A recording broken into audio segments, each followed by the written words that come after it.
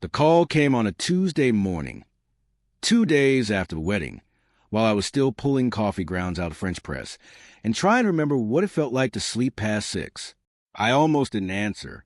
The number was local, a Sacramento area code I didn't recognize, and my first instinct was to let it roll to voicemail way I let most things roll those days, quietly, without drama, with the private understanding that if something was truly important, it would find a way to come back around. That was a habit I'd built over 40-some years of living alongside my father, a man who had taught me, without ever meaning to, that the loudest thing in a room was rarely the thing worth listening to. But I answered.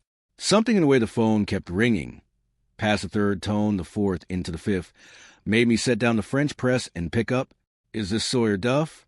The voice was a man's, careful and low, like he'd rehearsed the opening sentence twice before dialing. "It is," I said. "This is Marcus Ellerby. I manage the banquet operations at Carver House, the venue where your son's wedding reception was held this past Saturday." I leaned against the kitchen counter. Through the window, the Sacramento morning was doing what Sacramento mornings do in late September, burning off a thin gauze of fog, the oaks along the back fence already starting to throw long shadows across the dry grass.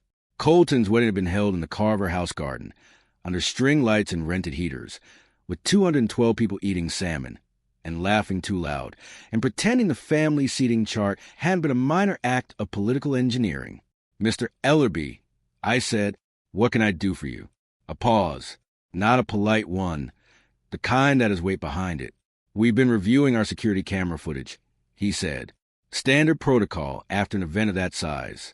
We check for property damage, guest incidents, anything the staff might have flagged."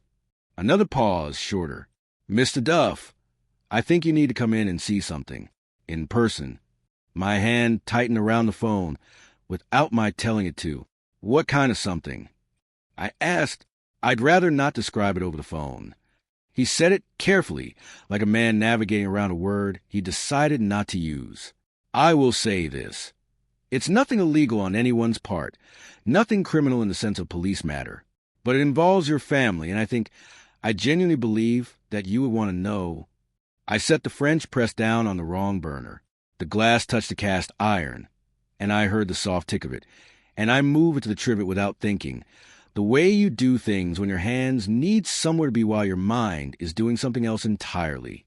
When I said, "Today, if possible, this morning even, a beat, and Mr. Duff, I'd ask that you come alone. Don't mention this to your wife." My wife's name is Presley, and she was upstairs when the call ended, folding the clothes she'd worn to the wedding into the dry cleaning pile with the careful, methodical energy she brings to tasks she's using as a substitute for rest. I could hear her moving, the particular rhythm of her footsteps across the hardwood, the sound of a hanger clicking against the closet rod. I stood in the kitchen for a moment after I hung up, doing nothing. I didn't feel the silence. I just stood there with the phone in my hand, and the fog burning off outside, and the coffee getting cold in the press. And I let Marcus Ellerby's words arrange themselves into whatever shape they were going to take. "Don't mention this to your wife." There was a version of me, a younger version, maybe the one who had spent the better part of his adult life being managed and maneuvered by a man with very specific ideas about who deserved to know what and when, who would have found those 6 words instantly suspect, who would have heard "don't tell your wife" and understood it bone deep as the grammar of concealment, of someone deciding, on your behalf, what you could handle. But Marcus Ellerby had said it without any of the textures I associated with that kind of manipulation. No smoothness, no practiced ease. He'd said it the way a man says something he believes is genuinely protective, like he was trying to give me a choice before the choice was taken from me. I poured the cold coffee into the sink and made fresh. By the time Presley came downstairs, I had a reason ready, not a lie. Exactly, more of an edited truth, the kind that marriage makes necessary sometimes, and that I'd learned to deploy sparingly, with precision, only when the alternative was a conversation that would cause more alarm than the thing I was trying to spare her from. Ellerby from Carver House called, I said, when she appeared in the kitchen doorway in her robe, her silver hair still loose from sleep. Said there was a vendor billing question from the reception. He wanted me to come by and sign off on something. Presley looked at me over the rim of the mug she was reaching for, On a Tuesday morning, she said. Apparently their billing cycle closes Tuesday. I said. She made a sound that wasn't quite skepticism and wasn't quite acceptance. The sound she makes when she's decided something isn't worth the energy of an argument. Then she took her coffee and went back upstairs, and I stood in the kitchen again, alone, with a particular cold sensation that comes from telling someone you love something that is technically true in every word and false in every intention. I should tell you who my father is, because without that, none of what happened at Carver House means anything. My father's name is Wade Duff. He is 71 years old, and he has spent most of those 71 years in the act of arranging the world to his specifications, a project he pursues with the patience of man who has learned that most people will eventually hand you what you want if you simply wait long enough and make the cost of refusal high enough.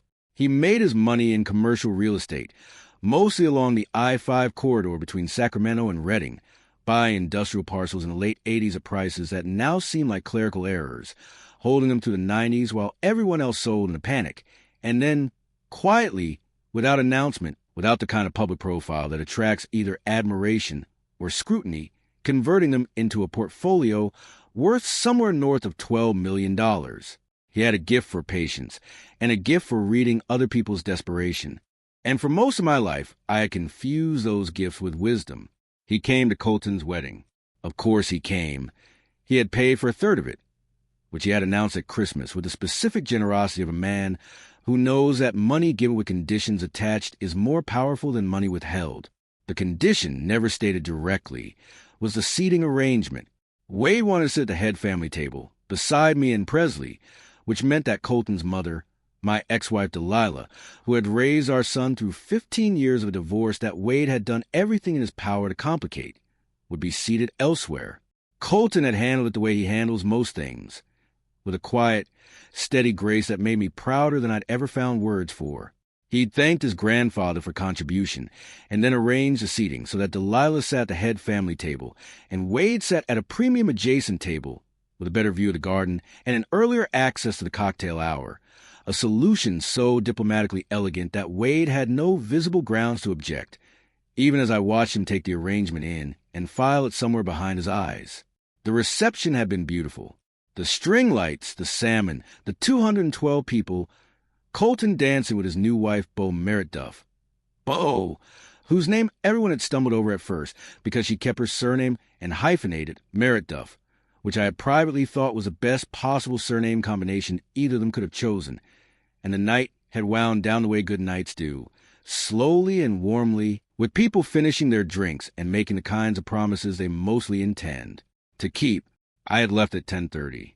Presley had developed a headache from the heaters, and I had driven us home along the river road with the windows cracked, the September air still holding the last warmth of summer, and I had felt the specific peace, a thing going well that you've been afraid would go badly. At the rehearsal dinner on Friday night, my father had given a toast. He was good at toasts. He understood their grammar, the way a well-constructed toast flatters a room, while placing the speaker at the center of it. He'd raised his glass and said warm things about Colton, accurate things about Bo, and then, near the end, a single sentence that I had heard and then let go. I have always admired young people who know what they want and go after it. Colton had beamed. I had listened to the second meaning, and then told myself I was reading too much into a toast. My father had been gracious all weekend, which was not impossible. He was gracious when he was monitoring a room, too. I had filed the sentence the way I filed most things that had two readings, and only one I want to consider. 2 days later, Marcus Ellerby called. Carver House sits on the eastern edge of Midtown Sacramento, in a converted Victorian that a series of owners had expanded and renovated over the decades into something that managed to be both grand and comfortable, which is harder to achieve than it sounds. The garden where the wedding had been held was visible from the parking lot. The string lights were still up, the rented heaters returned, the chairs stacked under the pergola in orderly rows. I parked and sat in the car for a moment. The morning was fully bright now, the fog gone, the oaks throwing clean-edged shadows across the gravel.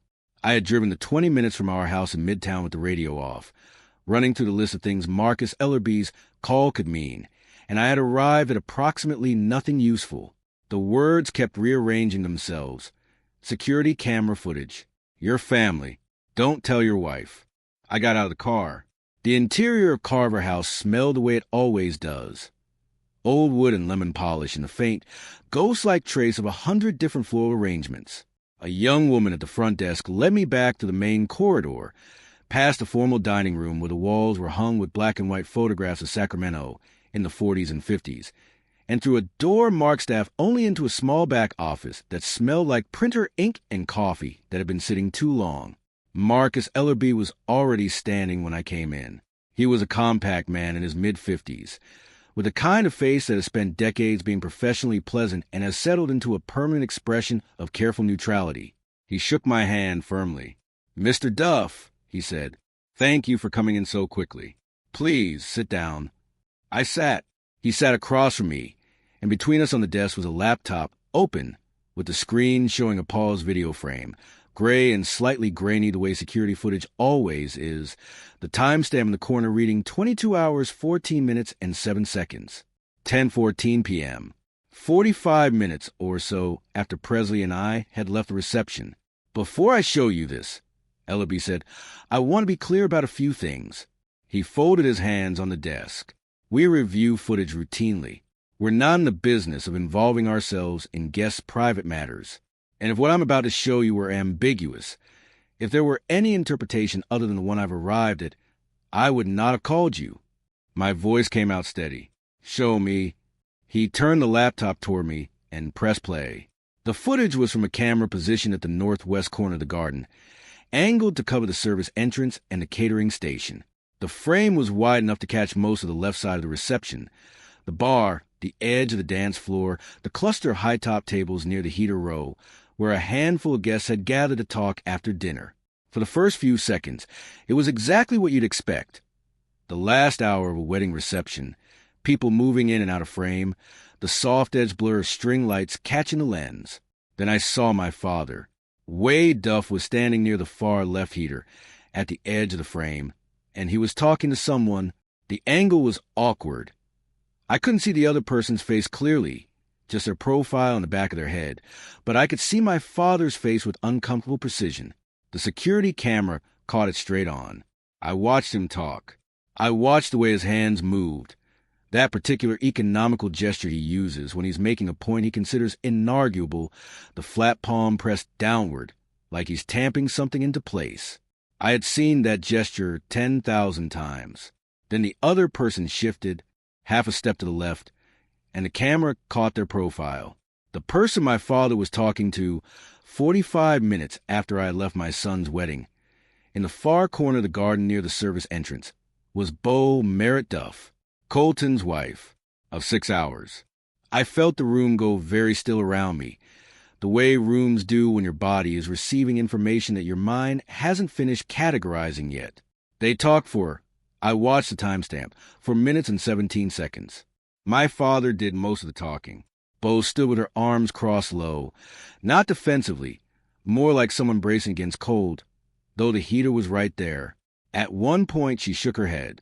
At one point, my father reached into the inside pocket of his suit jacket and produced something, a folded piece of paper or a card, I couldn't tell which from the angle, and held out to her. She didn't take it immediately. She looked at it for a long moment, there in the string-light dark, while my father waited with the patience of a man who has spent his life waiting people out. Then she took it. The clip ended at 22 hours, 18 minutes, and 24 seconds. Ellerby stopped the playback and looked at me. I looked at the frozen final frame, Bo's hand extended, the folded thing in it.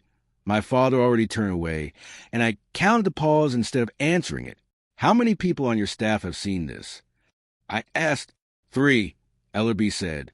Myself, my head of security, and the technician who flagged it during the routine review.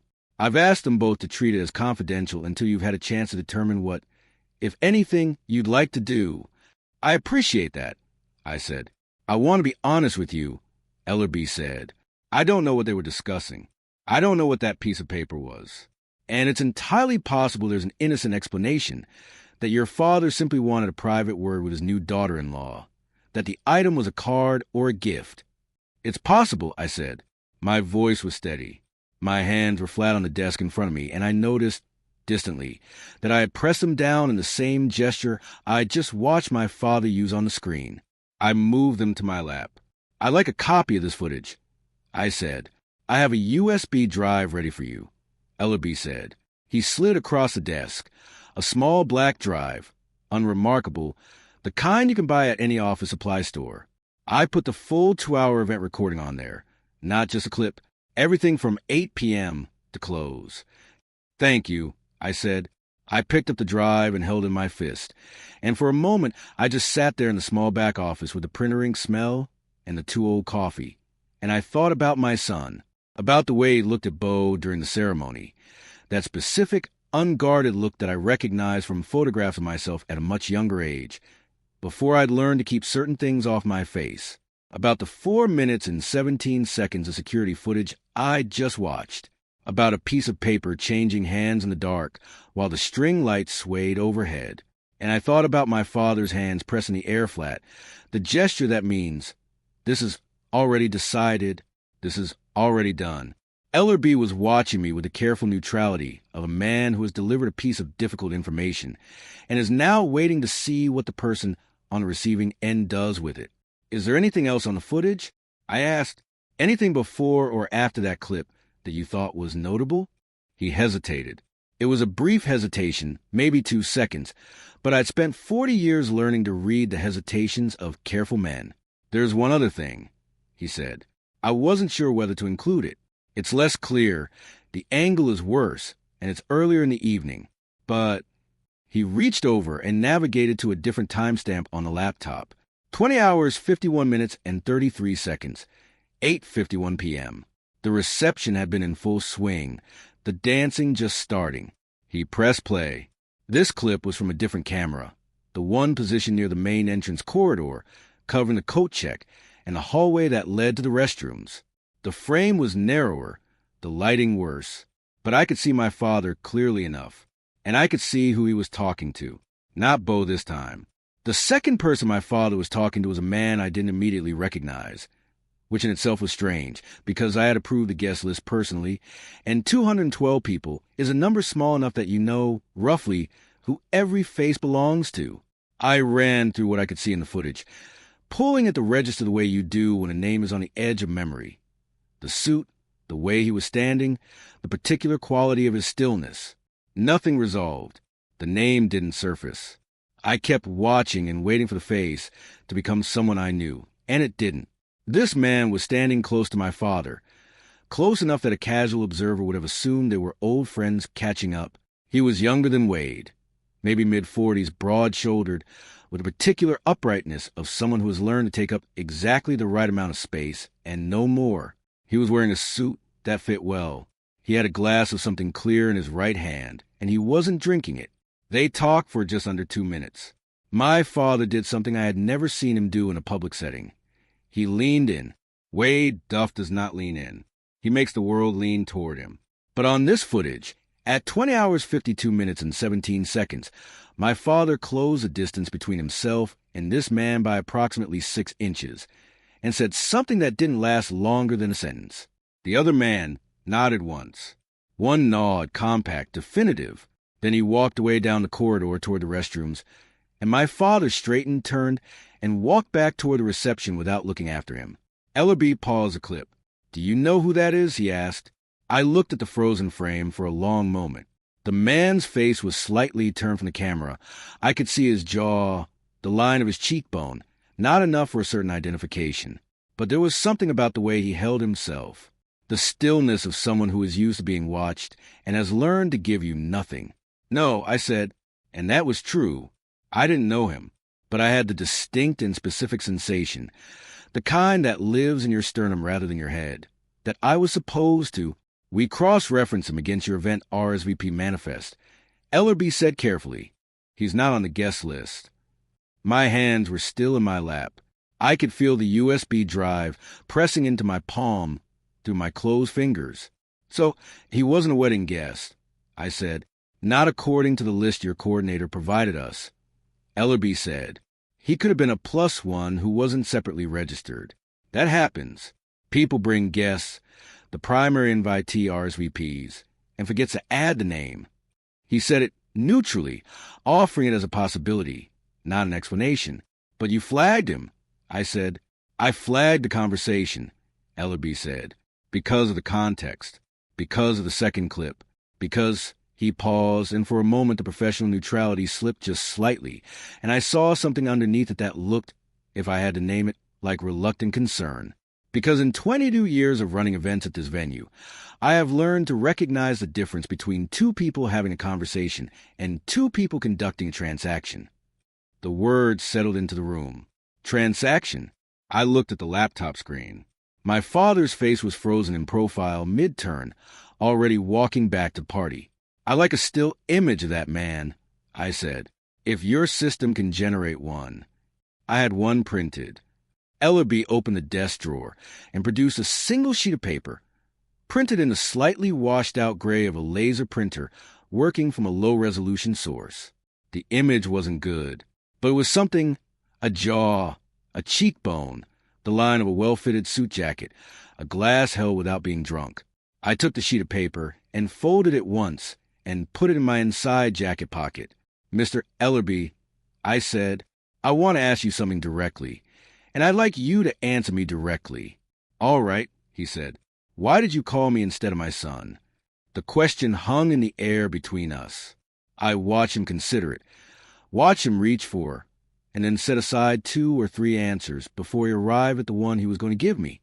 Because, he said finally, your son is 2 days into his marriage, and I don't know what's on that footage yet, and neither do you. And whoever is handed this information first is the one who decides what shape it takes. He looked at me steadily. I thought you were the right person to make that decision. I could be wrong. I thought about Colton's face during the ceremony, the unguarded look. You're not wrong, I said. I drove home the long way, along the river road, with the windows up this time and the radio still off. The USB drive was in my jacket pocket. The printed image was in my jacket pocket. I had both hands on the wheel and my eyes on the road, and I was doing what I do when something has happened that I don't yet understand. I was building the timeline. I started with what I knew and worked backward. The wedding reception. 10:14 p.m. Wade in the garden corner with Bo. The folded paper for minutes and 17 seconds. 8:51. Wade in the corridor with the unknown man. The lean-in, one sentence, one nod. The dancing had already started by 8:51, which meant the speeches were done, which meant Wade had finished his public role for the evening and had moved into something else entirely. I thought about the rehearsal dinner the night before. My father at the long table under the pergola lights, warm and measured, giving his toast with particular ease of the man who has prepared it.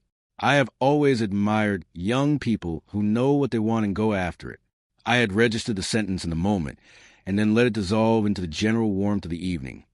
The way you let things dissolve when you are actively deciding not to examine them. Colton had beamed and raised his glass.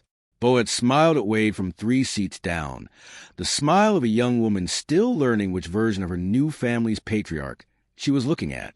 I thought about Saturday morning. Pre-ceremony, the family photographs. Wade in his suit, the same inside jacket pocket where the folded paper had been, the pocket close to the body, the pocket you reach for when you want the action to look like an afterthought. He'd worn that suit all day. He'd had whatever was in that pocket all day. He'd come to my son's wedding knowing what he was going to do. The thought sat in my chest with a cold, specific weight, and I let it sit there. I didn't try to explain it away.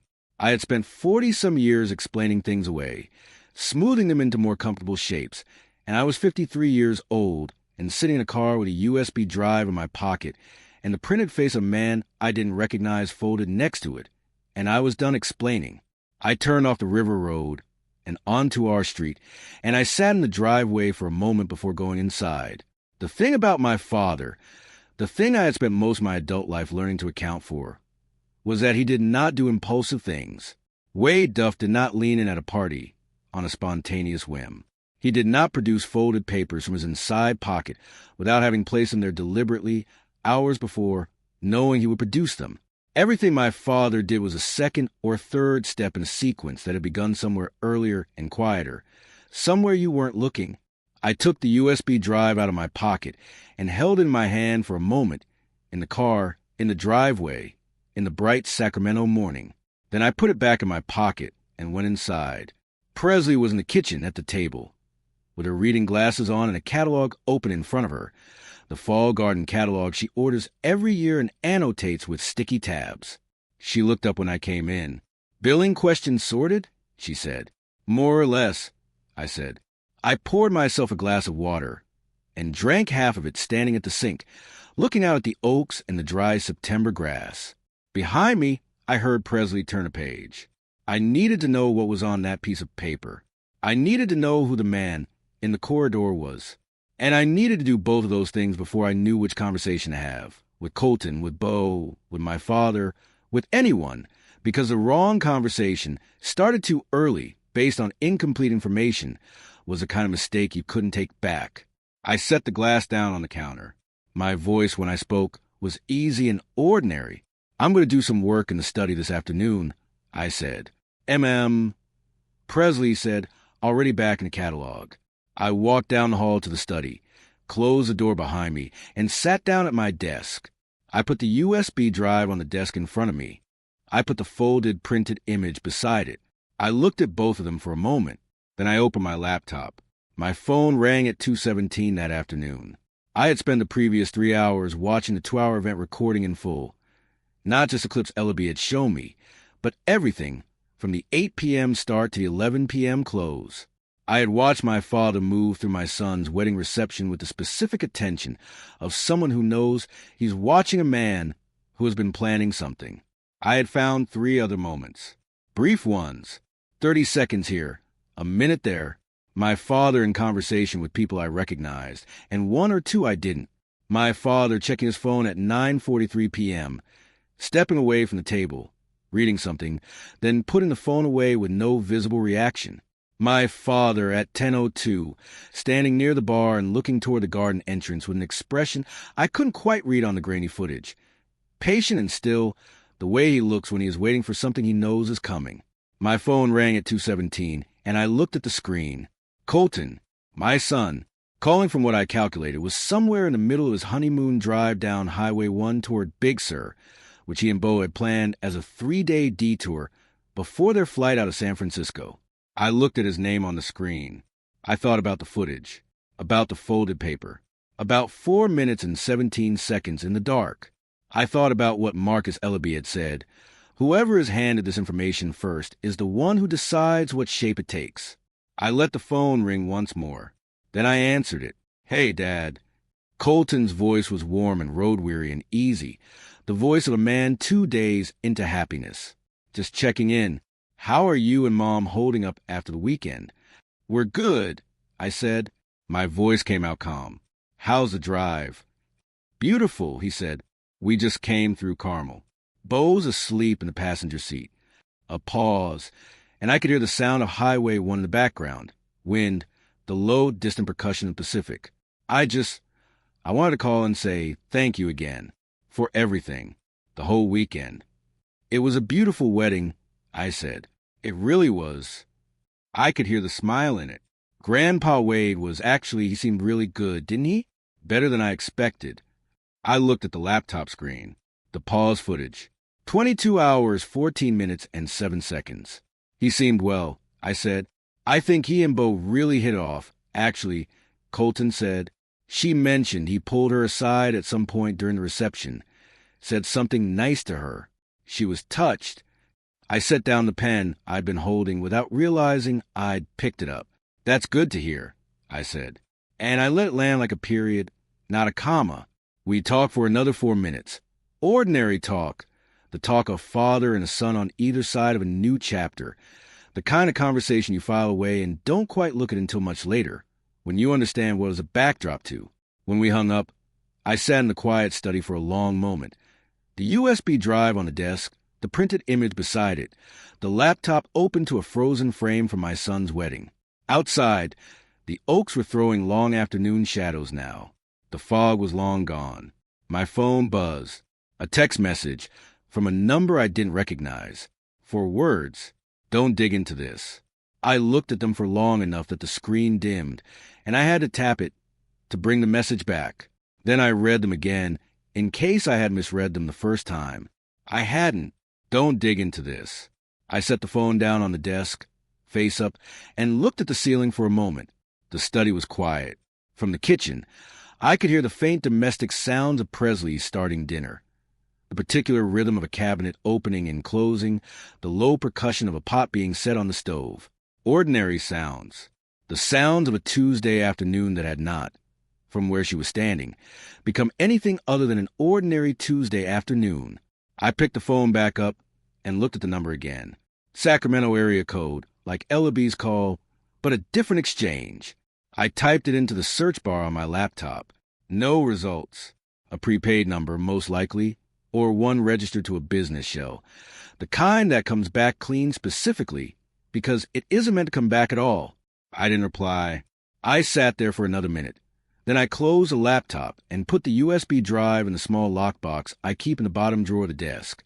The one that holds Presley's jewelry when we travel, our passports, the paper copies of account information that nobody wants to store in the cloud anymore. I put the printed image in there with it. I locked it. I put the key in my wallet. Then I went out to the kitchen to help with dinner, and I was steady and ordinary, and I didn't say anything about the text. My father called the next morning. I had been expecting him to call since I'd left Carver House. The way you expect weather when the pressure drops. Not the exact form of it, but the fact of it. Wade Duff does not let time pass without knowing where things stand. He calibrates. He checks in. The check-in is always framed as something else. He called at 8:45 when Presley was a shower. Sawyer. His voice on the phone had the quality it always has, comfortable, moderate. A voice that has never once in my memory sounded uncertain of its welcome. Just wanted to touch base. Hell of a weekend. Your boy did good. He did, I said. Bo seemed solid, my father said. I had a chance to visit with her, a little at the reception. Sharp girl. She knows what she wants. I was standing at the kitchen window, looking at the oaks, and I let a silence sit for just a moment before I answered. She's great, I said. Colton's lucky. They're both lucky, my father said, with the particular warmth he deploys when he is being observed or when he believes he may be being observed. Listen, I want to talk to you about something. Not on the phone. Can you come by the office this week? Thursday, maybe? I've got some things I want to walk you through.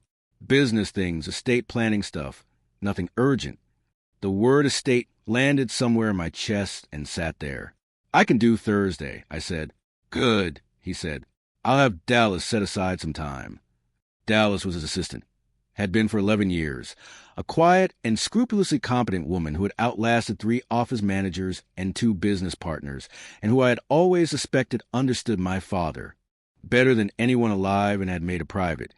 Considered peace with what that understanding contained. 2 o'clock work? 2 o'clock works, I said. Good, he said again. How's Presley? She's well, I said. Good, he said a third time, and in that third iteration of the word, I heard what the call had actually been, a positioning exercise, a way of making Thursday feel like a natural continuation of Tuesday's phone call rather than what it was, which was a response to something. My father had called to establish his own normalcy before I had a chance to establish mine. I said goodbye and set the phone on the counter, and I was still for a moment, and my voice, when Presley came downstairs and I told her my father had called, was easy. What did he want? She asked. Says he has some estate planning things to go over. I said, I'm going by Thursday. Presley poured herself coffee and said nothing for a moment. She and my father had maintained, across 31 years of my marriage to her, a relationship of mutual and extremely well-managed wariness, like 2 experienced diplomats who have agreed, for the sake of the country, never to be in the same room without a third party present. Estate planning, she said finally. That's what he said. She looked at me over her coffee mug with the specific look she has that is not quite a question and not quite a statement, but is somewhere in the exact middle. The look that means, I know you know more than you're saying, and I'm deciding whether to let it go. She let it go. I was grateful, and the gratitude had an uncomfortable edge to it, because I had spent 31 years being grateful to Presley for her steadiness, and I had never before deployed that steadiness as a tool, and the distinction between the two felt important in a way I didn't have time to examine yet. I spent Wednesday alone. Presley had a standing Wednesday commitment, a garden collective she'd been part of for 6 years, 3 hours in the morning at a community plot out near the American River, then lunch with the same 4 women she'd been lunching with since our kids were in middle school. She left at 8:30, and I sat in the study with the lockbox open and the USB drive in my hand, and the printed image of the unknown man on the desk. I had pulled the folder out first, not because I had planned to, more because it was the first in my hands reached for when I opened the bottom drawer, the way you reach for the familiar object before the unfamiliar one. The folder was manila, thick with a decade and a half of annual statements for Duff Meridian Properties, LLC.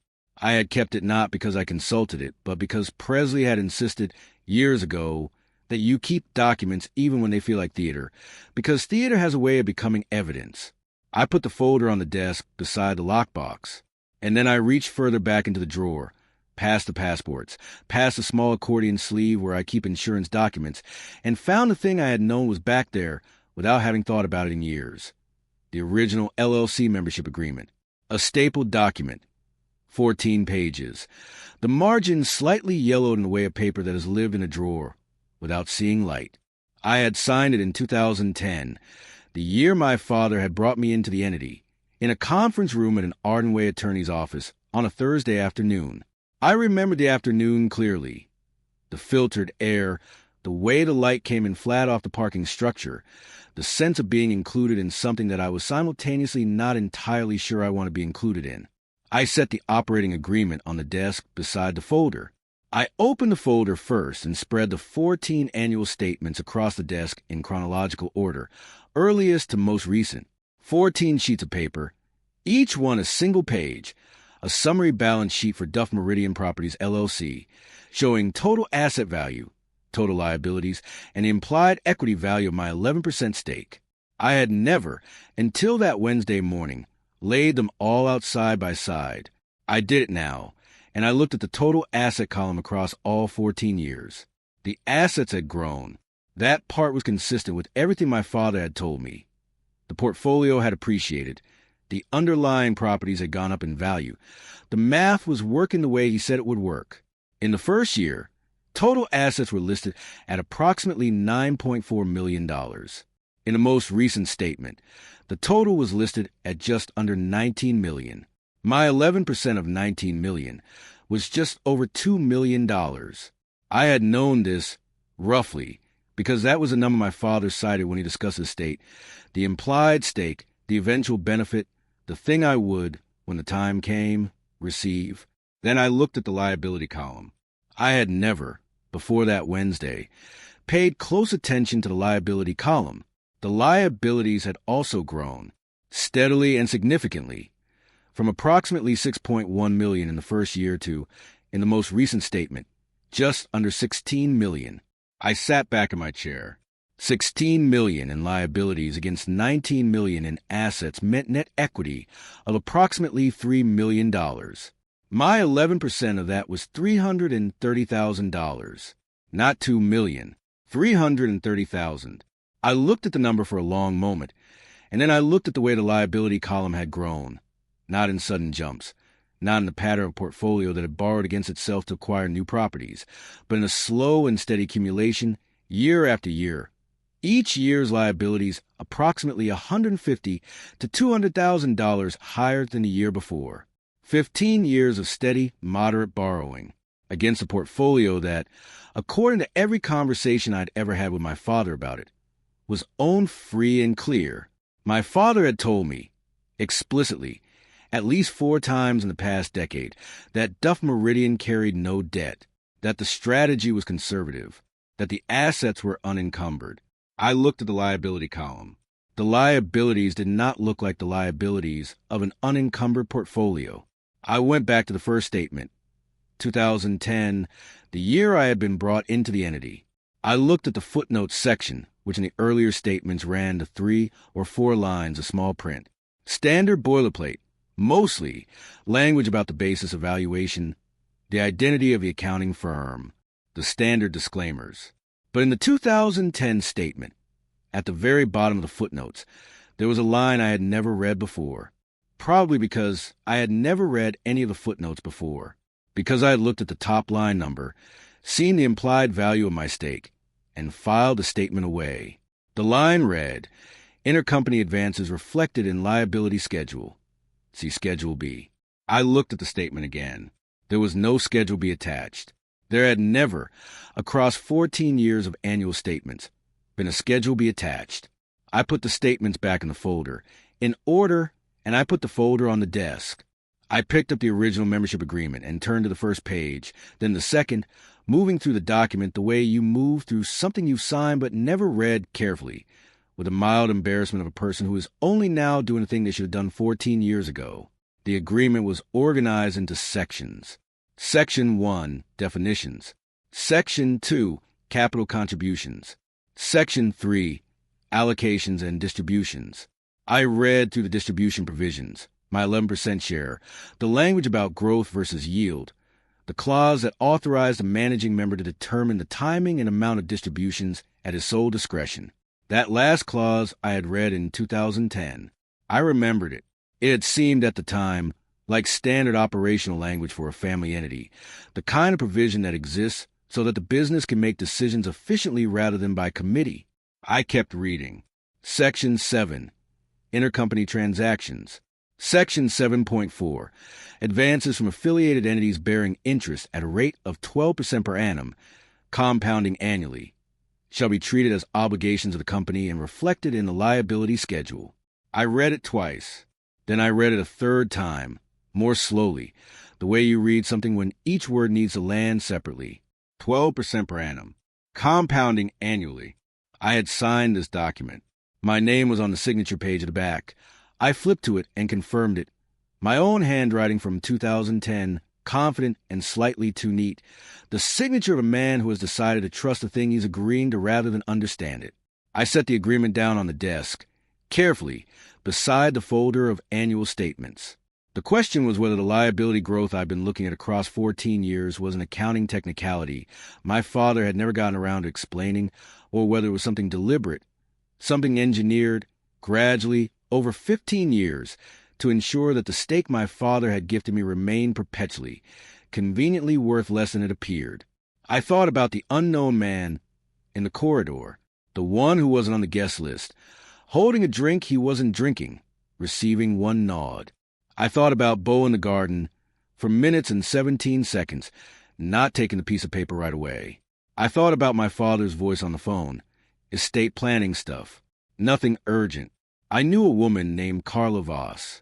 She was a forensic accountant, semi-retired, based in Davis, who had done work adjacent to several real estate disputes I'd been aware of through my own professional life. I had never had occasion to call her.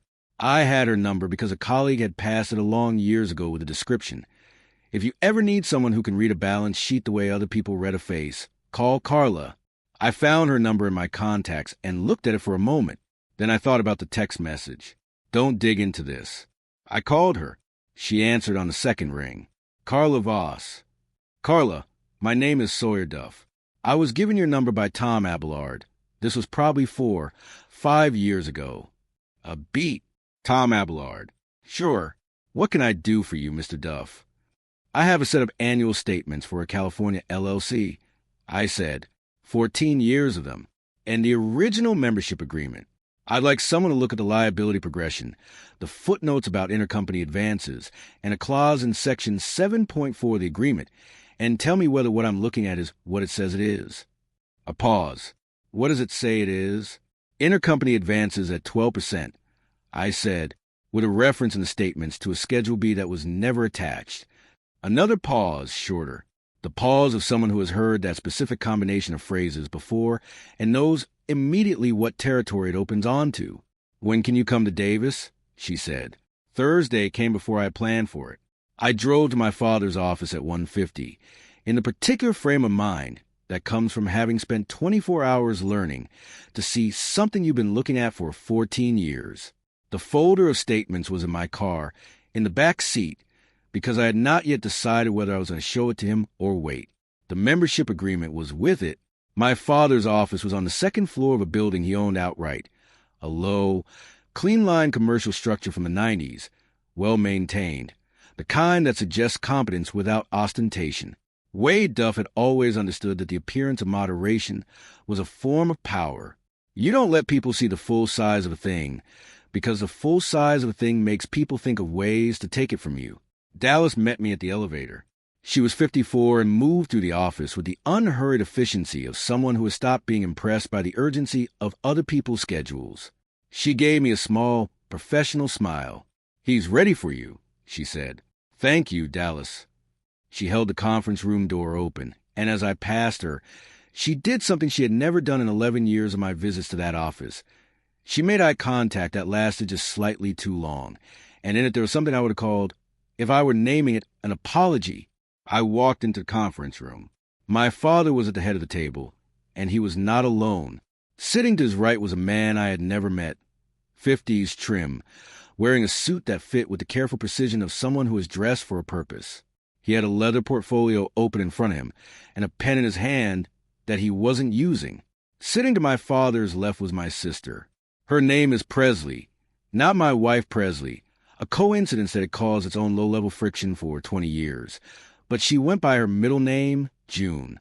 June Duff, 43, who lived in Portland and ran a small event design business and who had maintained, across the years, a relationship with my father that I had always understood to be warmer and less complicated than mine, though I had never been entirely sure whether that was because my father loved her differently or because she had learned, earlier than I had, to stop looking too closely at his books. June met my eyes when I walked in, and her expression was not the expression of a woman who was surprised to see her brother at a meeting she apparently already knew about. "Sawyer," my father said, "sit down. I want to introduce you to someone." I sat. My voice was steady. "Who's this?" I asked. "This is Gerald Hatch," my father said. "He's an attorney, estate and business restructuring. He's been helping me think through some things related to the portfolio, and I wanted you to hear it directly." Gerald Hatch nodded at me with the professional warmth of a man being paid to be in this room. "Good to meet you," he said. "Likewise," I said. My father set both hands flat on the table. The gesture I'd watched him make on the security footage. The flat palm press, tamping something into place. "I'm going to come straight to the point," he said. "I'm restructuring Duff Meridian. I've been thinking about this for a while. The entity is carrying some complexity I want to simplify before I get any older. Part of that restructuring involves buying out the minority interest." He looked at me steadily. "You're 11%. I looked back at him. "What's the offer?" I said. Gerald Hatch opened his portfolio and slid a single document across the table toward me. I looked at the number at the bottom of the page. It was a number I would have accepted 3 days ago, before I had ever laid 14 annual statements side by side on a desk and read a footnote about intercompany advances and a missing Schedule B. It was a number I would have accepted before I had spent a Wednesday morning reading Section 7.4 of a membership agreement I had signed without fully reading 14 years ago. It was $280,000, not $2 million, not the number my father had always described, obliquely, as the eventual value of my stake. $280,000, with a signature line at the bottom and a date of expiry 7 days out. "That's the offer," my father said. His voice was moderate and comfortable and entirely certain of its welcome. "It's a fair number, Sawyer. Gerald's analysis puts it right at market for the current equity position." I looked at the document. I looked at the number. Then I looked at June. She was studying the table. "I'll need some time to think about it," I said. Something moved across my father's face, so brief and controlled that if I hadn't spent 40-some years learning its register, I would have missed it entirely. It was not anger. It was a recalibration of a man who had expected a different answer and was, in real time, adjusting his plan. "Of course," he said. "You have until—" I saw the footage. I said. The room went very still. I had not planned to say it. Or, more accurately, I had planned, with whatever remained of my discipline, to say it at a moment of my own choosing, with Carla Voss's analysis in hand, and the full shape of the thing understood. But something about the document on the table, and the expiry date, and June studying the wood grain had moved the moment forward, and I had let it. My father looked at me. "What footage?" he said. His voice was even. It was the voice of a man who has been asked a question he already knows the answer to and is deciding, in real time, how much he wants to let on that he knows. "Carver House security footage." I said. From the reception, Saturday night. A silence. Gerald Hatch's pen had stopped moving entirely. June had looked up. My father said nothing for 3 seconds. Then, Sawyer, he said, whatever you think you. I haven't said what I think. I just said I saw it. And I let the silence sit there between us, flat and absolute, and I did not fill it with another word. His eyes held mine across the table, and for the first time in a very long time, the first time in perhaps my entire adult life, I watched my father look at me and not be entirely certain what he was looking at. Then his jaw tightened, almost imperceptibly. We'll talk about this privately, he said. Not here. Whenever you're ready, I said. I stood up, picked up the buyout document from the table, folded it once, and put it in my inside jacket pocket. I walked out of the conference room. In the hallway, Dallas was standing at her desk with her back to me, facing the window, and she did not turn around as I passed, and I thought about her 11 years in that office, and the look she had given me at the door, and I thought, she knows. I walked to the elevator and pressed the button and stood very still while I waited for it to arrive. My phone buzzed in my pocket. A text from an unknown number. Not the same number as before, a different one, but the same 4 words. Don't dig into this. The second text had come from a different number. I sat in my car in the parking structure beneath my father's building and looked at that fact for a moment. Not one person with one prepaid phone. Or if it was one person, they were cycling through numbers deliberately, which meant they were thinking about traceability, which meant they had thought about this before sending the first message. I did not reply to the second text either. I pulled out of the parking structure and drove without a destination for about 10 minutes, long enough to be certain I wasn't followed, which was a thought I would not have had 3 days ago and which now arrived with quiet, settling practicality that told me something about how quickly your frame of reference can shift. Then I pulled into a grocery store parking lot on Arden Way, put the car in park, and called Carla Voss. She answered on the first ring this time. I need to move faster, I said. How fast? I was just handed a buyout offer. 7-day expiry. A pause. How much? $280,000.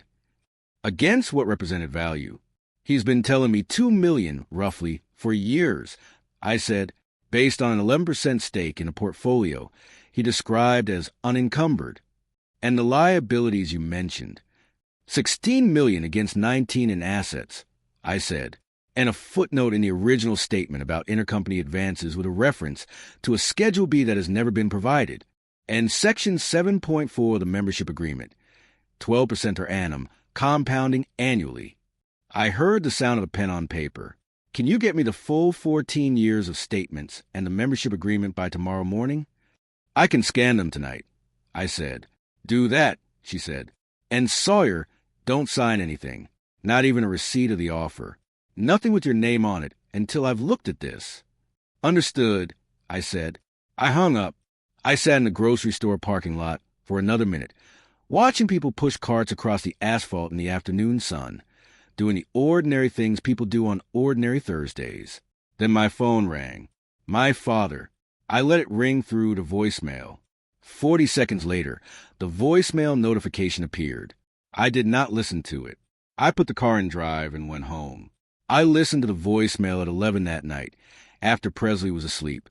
I was in the study with the door closed and the desk lamp on, running the scanner over each of the 14 annual statements slowly and carefully, making sure every page was legible, every footnote captured. I scanned the membership agreement last, section by section, making sure the Section 7.4 language came through cleanly. The scanner made its low mechanical sound, and the files accumulated on the desktop, and at 11:15 I paused and picked up my phone and played the voicemail, my father's voice, the comfortable, moderate register. Sawyer, I think we got off on the wrong foot today, and I'd like to correct that. Come by the house Saturday, just the two of us, no Gerald, no one else. I think if we talk through the restructuring in plain language, you'll see it straightforwardly in your interest. The number on the table is a good number. I'd hate to see you leave it on the table over a misunderstanding. Call me back. I played it twice. I'd hate to see you leave it on the table over a misunderstanding. I thought about what a misunderstanding was, technically, and I thought about 14 annual statements and a missing Schedule B in Section 7.4, and a man who wasn't on the guest list holding a drink he wasn't drinking. And I decided that if there was a misunderstanding in this situation, I was not the one who was responsible for it. I finished scanning. I sent the files to Carla Voss. Then I sat in the study with a lamp on and the house quiet around me, and I thought about Saturday. I thought, I'll go. Saturday arrived with a particular clarity of a Northern California morning in early October. The light sharp and low, the air carrying the first real edge of the season, the oaks throwing precise shadows. Presley was in the garden when I left, deadheading the dahlias along the back fence with the focused quiet she brings to tasks that allow her brain to be somewhere else entirely. Back by 2, I told her. She said and snipped a stem. My father's house was in East Sacramento, in a neighborhood of well-maintained craftsmen and mature trees, a house he had lived in for 30 years, and which had appreciated from its 1993 purchase price of $340,000 to somewhere north of $2 million. It looked like the house of a man of moderate, earned success. That was the thing about my father's house, about all my father's choices. Really, they looked like moderation. They looked like a man who had worked hard and built something reasonable and wanted only to enjoy it in peace. He was waiting at the door when I pulled up, which meant he had been watching for me, which meant he was more calibrated for this conversation than his voicemail had let on. Come in, he said. I made coffee. The house smelled the way it always smells, old wood and coffee, and a faint trace of the cedar sachets my grandmother used to put in the closets, and that my father had continued to buy out of habit. I'd always found quietly touching, in the way that small and involuntary kindnesses can be touching even in people who are not, overall, kind. We sat in the kitchen. He poured. He sat across from me the way he always sits, upright, unhurried, with the air of a man who has time. I set my phone on the table between us. Screen down. I'm glad you came, he said. You said plain language. I said, so let's use it. He looked at me. He nodded, once, slowly, the nod of a man accepting the terms of conversation he has already mapped. The buyout offer is fair, he said. I know it's less than the number you've had in your head, but the number in your head was always an approximation. I want you to understand that. I never represented it as a guaranteed value. You told me the portfolio was unencumbered. I said, the primary assets are unencumbered, he said. The LLC has operational debt. Those are different things. $16 million in operational debt against $19 in assets isn't a detail, Dad. I said, that's a structure. Something moved at the corner of his mouth. Not quite a smile. The expression of a man who has been caught in a precision he was expecting and is deciding whether to acknowledge it or redirect. He redirected. The restructuring simplifies things, he said, for everyone. For June, for you, for this state. Gerald has put together a clean plan that... What was on the piece of paper you gave Bo? I said. The redirect stopped. My father looked at me across the kitchen table. The comfortable voice did not change, but something behind his eyes went very still. The way things go still in a room just before the weather changes. I gave her a card, he said. A wedding card. A personal note. You gave her a card from your inside jacket pocket. I said, 45 minutes after her husband's family had left the reception, in the corner of the garden near the service entrance, in a 4-minute conversation that she described to Colton as you saying something nice to her. That's what it was, he said. Then you won't mind if I ask her about it directly. I said, Sawyer. His voice was still level, but there was something underneath it now. A new layer, like the difference between a river's surface and what the current is doing 6 feet down. You need to be careful here. You're building a story out of... I'm not building anything, I said. I'm looking at what's already there. He set his coffee mug down. Carefully. The sound of it on the table was deliberate. What you saw in that footage, he said, is a man having a private word with his new granddaughter-in-law. Whatever you decided it means, it doesn't mean that. And the man in the corridor? I said, at 8:51, the one who wasn't on the guest list. A pause. 2 seconds, maybe 3. I don't know who you're referring to, he said. Broad-shouldered, I said. Mid-40s. Blue suit. You leaned in to say one sentence to him. He nodded. He walked away. My father looked at me for a long moment. Then he said, I spoke to a lot of people that night. It was a 200-person event. He wasn't on the guest list. I said, then he was someone's plus one who I happened to cross paths with.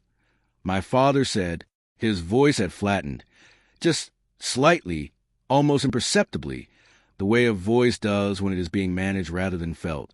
Sawyer, I want you to listen to me. I have spent 40 years building something.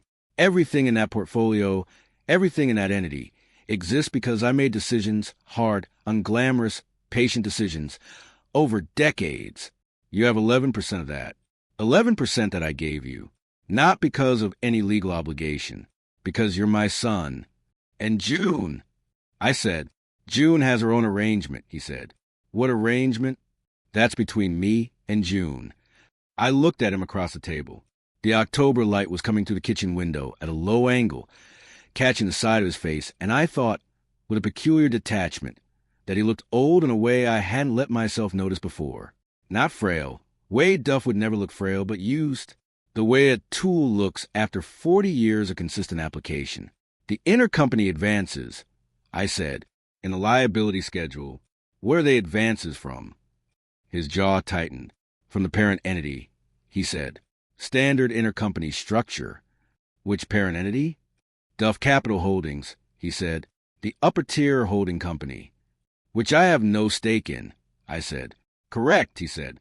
So Duff Meridian, the entity I have 11% of, has been borrowing at a rate of roughly $150,000 to $200,000 a year for 15 years from a parent entity that you wholly own.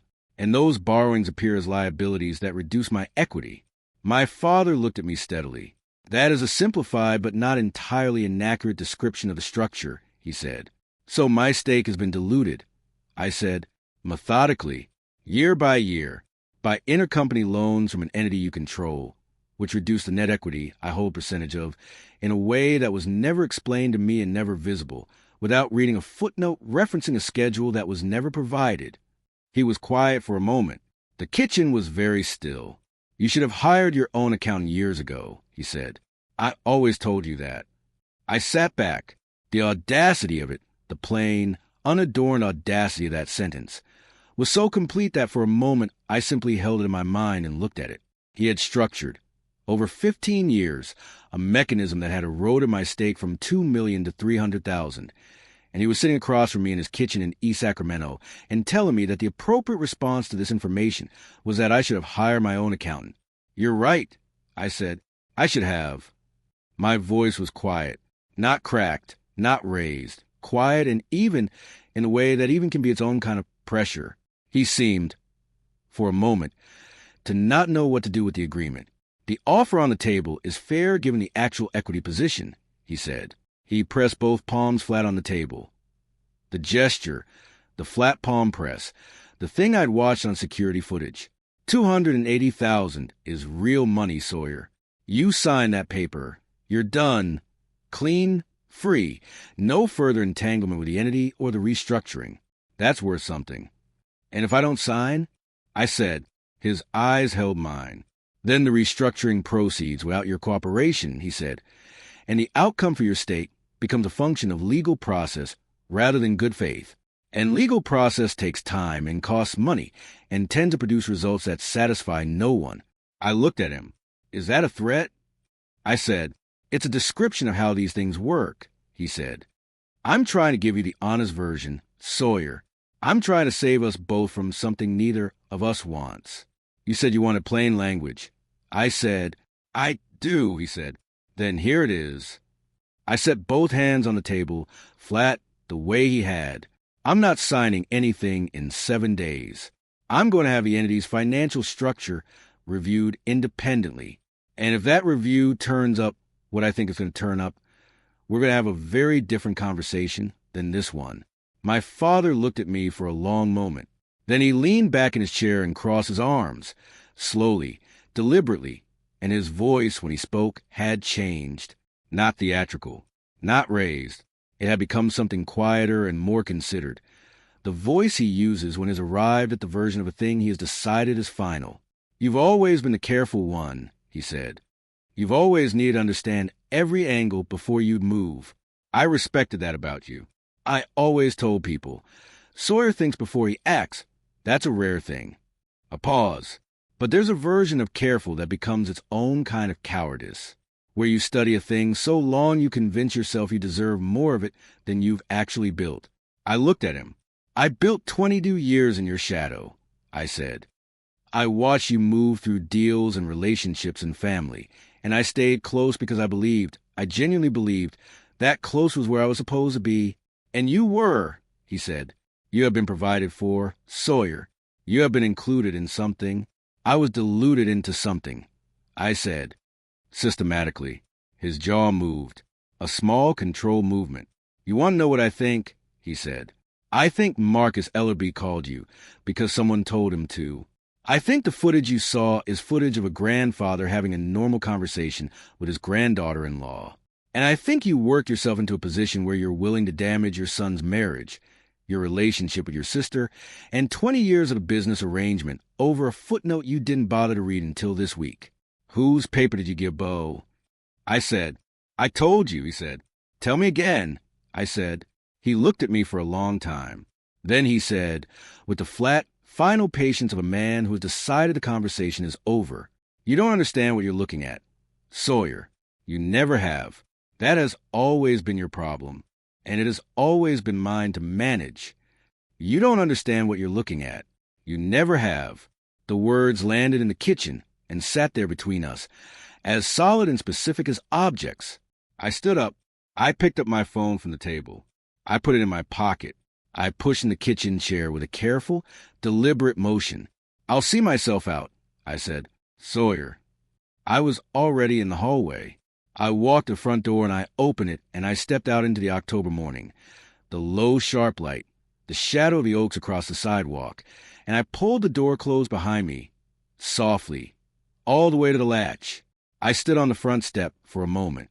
Through the door, from somewhere inside the house, I heard my father's voice, a single sharp sentence, not directed at me, directed at someone else, someone who must have been in another room the whole time, someone I hadn't known was there. The voice was not the comfortable, moderate register. It was something harder and more urgent, stripped of the patience he'd been performing at the kitchen table. I stood very still and listened. The words were muffled by the door, and I caught only part of them, enough to know the shape and the urgency, not enough to catch every word. But I heard one phrase with complete clarity, and it was my daughter-in-law's name. I did not move from the front step. The voice behind the door lasted another 4 or 5 seconds, urgent, directional, the sound of someone issuing an instruction rather than having conversation. And then it stopped. Silence. Then the muffled sound of the second voice, lower, harder to make out, responding in what might have been one sentence. Then nothing. I stood on the front step of my father's house in the October morning, and I made a decision in the space of about 3 seconds, the way you sometimes make the decisions that matter most, not through deliberation, but through a sudden, complete understanding of what the alternative costs. I did not knock. I did not go back in. I walked to my car, got in, and drove 2 blocks south, where I pulled to the curb and took out my phone and called Colton. It rang 4 times and went to voicemail. They were back from Big Sur. I knew that. They'd texted Sunday evening from their apartment in Portland, road-weary and happy. A Sunday evening text, warm and ordinary, Bo in the background laughing at something Colton had said. I had read in the study with the desk lamp on and felt, for one clean moment, that whatever was happening was still contained enough that they could remain outside it. I left a message, kept it plain. Hey, call me when you get a chance. Nothing urgent, just want to catch up. I hung up. I sat in the car. Through the windshield, the oaks were perfectly still, no wind, the morning having settled into itself. I thought about the second voice behind the door, the lower one, the one I couldn't make out clearly enough to identify with certainty, but which had a quality, a specific flatness, the flatness of someone who has been waiting for a cue that I had heard before. I thought about June, who had been sitting at the conference room table Thursday, studying the wood grain. June, who had arrived at a meeting I hadn't been told would include her, in an office she had no regular reason to be in, with an expression that was not surprise. I put the car in drive. Carla Voss called me at 12:40 as I was on the bridge over the American River heading back into Midtown. I answered through the car speakers. "I've got something," she said. "You need to come to Davis. Today, if you can manage it." "Give me an hour," I said. I called Presley and told her I was in a Davis to see a colleague about a business matter. The same genre of edited truth I've been deploying all week, each one technically accurate and collectively misleading in a way that was beginning to feel like its own kind of debt, the kind you accrue against someone's trust and eventually have to settle. "You've been very busy for Saturday," Presley said. "I know," I said. "I'll explain everything tonight." A pause, the kind that has heard 100 of your explanations and is reserving judgment on this one. "Okay," she said. Carla Voss's office in Davis was in a converted bungalow off 5th Street. The kind of space that announces its inhabitant values function over form and has long since stopped apologizing for it. The walls were floor-to-ceiling shelves. The shelves were dense with binders, and the desk was buried under a controlled architecture of documents that I suspected made complete sense to the person who had arranged them. Carla herself was 61, compact, with close-cropped gray hair and reading glasses she wore pushed up on her forehead when she wasn't actively looking at a document, and dropped to her nose the moment she was. She had the manner of someone who finds other people's financial structures genuinely, personally interesting in the way that some people find puzzles interesting, not for the money but for the pattern. She had the 14 annual statements spread across her desk in 2 rows when I arrived, each one flagged with small colored tabs. The membership agreement was open to Section 7.4, a yellow highlighter line running under the interest rate language. "Sit," she said. I sat. She didn't offer coffee. She pulled her glasses down and pointed at the first row of statements. "The intercompany advances," she said. "You were right to flag them, and you were right to flag 7.4. Here's what they are. Duff Capital Holdings, the parent entity your father wholly owns, has been advancing funds to Duff Meridian Properties since the entity was formed. Those advances appear in Duff Meridian's liability schedule, which is why the net equity in the entity, your equity, is reduced." That's what I understood. I said, "What you found in 7.4, she said, "is the rate, and the rate changes everything." She reached into a folder on her left and took out a document, a single page, printed from a state database. She unfolded it slowly and laid it flat on the desk between us. I pulled the operating agreement for Duff Meridian from the California Secretary of State's records independently, a public filing. The language in Section 7.4 of the agreement matches what your copy shows, 12% per annum. I looked at the document. She had highlighted the relevant section in yellow, the same line I had read in the study 3 nights ago, but seeing it confirmed that a filing that had nothing to do with my father's version of events was different. From reading it in the copy he'd given me, it was the difference between a claim and a fact. On 15 years of advances averaging, let's say, $170,000 per year, she said, compounding at 12%, the interest charges alone, over that period, add up to approximately $2.3 million in liabilities that have been booked against Duff Meridian's equity. I looked at the number on the page. I let it sit. "The principal advances," Carla continued, "total approximately $2.5 million across the 15-year period. The interest is another $2.3. Together, they account for most of the liability growth you identified. Almost all of your equity erosion is interest on intercompany loans your father was charging to an entity he also controls at a rate 12% above market for the period. Is that legal?" I said, "Legal?" She tilted her head. "The operating agreement permits it, and the operating agreement was what you agreed to when you accepted your stake. Whether you understood what you were agreeing to, whether the terms were adequately disclosed to you, is a different question. That's not an accounting question. That's a question for an attorney who handles business litigation and fiduciary duty." She reached back into the folder and took out a second document. Thicker, several pages stapled together, with handwritten annotations in the margins. She unfolded it and laid it flat beside the first. "This is the Schedule B," she said. I looked at her. "You found Schedule B. It wasn't filed with the annual statements your father provided to you," she said. "But Duff Meridian is required to file an annual return with the California Franchise Tax Board. Those returns include the full supplemental schedules." They're not automatically public, but they're obtainable through a formal records request, which I submitted Thursday evening. She paused. The schedule B details every intercompany advance. Date, amount, interest accrued, and the stated purpose of the advance. I looked at the pages. The stated purposes of the advances were listed in the rightmost column: property management overhead, administrative allocation, management fee, services rendered, 15 years of advances, described as management fees, services that Duff Capital Holdings had purportedly rendered to Duff Meridian, billed back to the entity at 12% interest. There are no service agreements on file, Carla said. No contract specifying what services were rendered, on what basis, or by whom. The management fees are self-described, self-invoiced, and self-authorized by the same person who controls both entities. I sat back. He charged himself a management fee. I said, from an entity he owns to an entity I partially own, at 12% interest, with no documentation of the services, for 15 years. In plain language, Carla said, yes. I looked at the schedule be spread out on her desk, the 15 years of entries, each one a small and individually unremarkable number that had accumulated, over time, into mechanism that had reduced my stake from $2 million to $330,000. I thought about what my father had said at the kitchen table. You should have hired your own accountant years ago. I always told you that.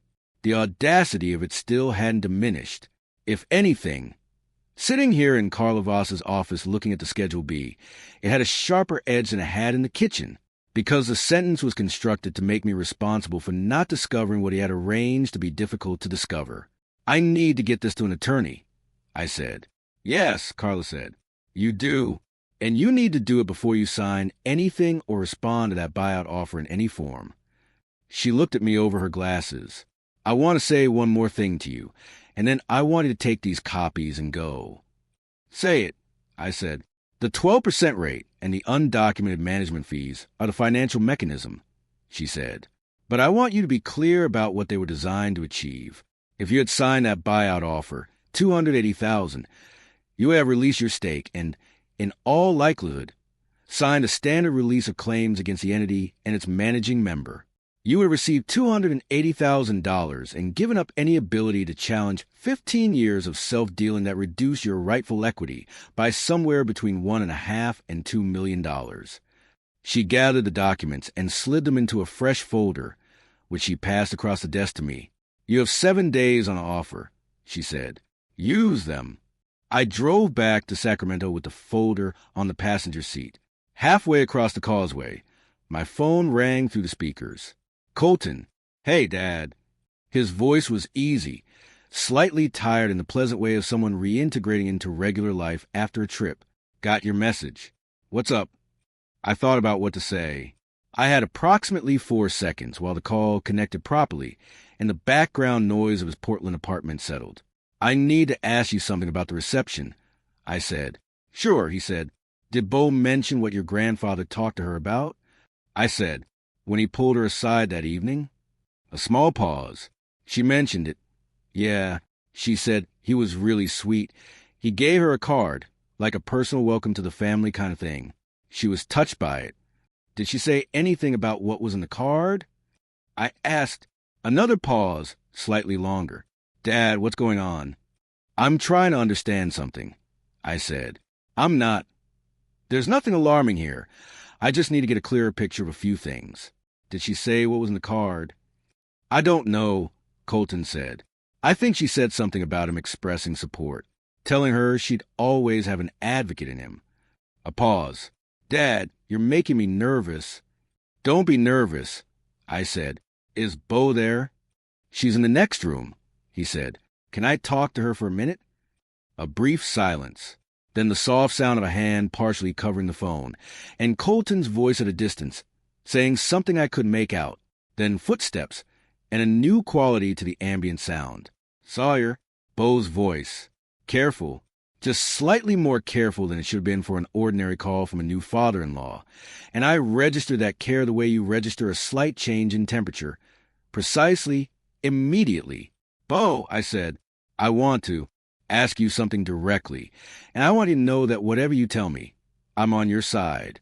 That's not a figure of speech. A pause. Okay, she said. What was in the card my father gave you at the reception? The pause this time was long enough that I checked the car speakers to make sure the call hadn't dropped. It wasn't just a card, she said finally. I know, I said. How do you know? Because I've seen the security footage. I said, I saw the conversation. I saw what he handed you. I saw that you didn't take it right away. I kept my voice steady. I'm not asking because I'm angry. I'm asking because I think I understand what it was. And I think you've been carrying something since Saturday night that wasn't fair to put on you. Another long pause. And then, quietly, he gave me a letter, she said, and a cashier's check. The causeway was behind me now, the Sacramento outskirts rolling past on either side, and I kept both hands on the wheel.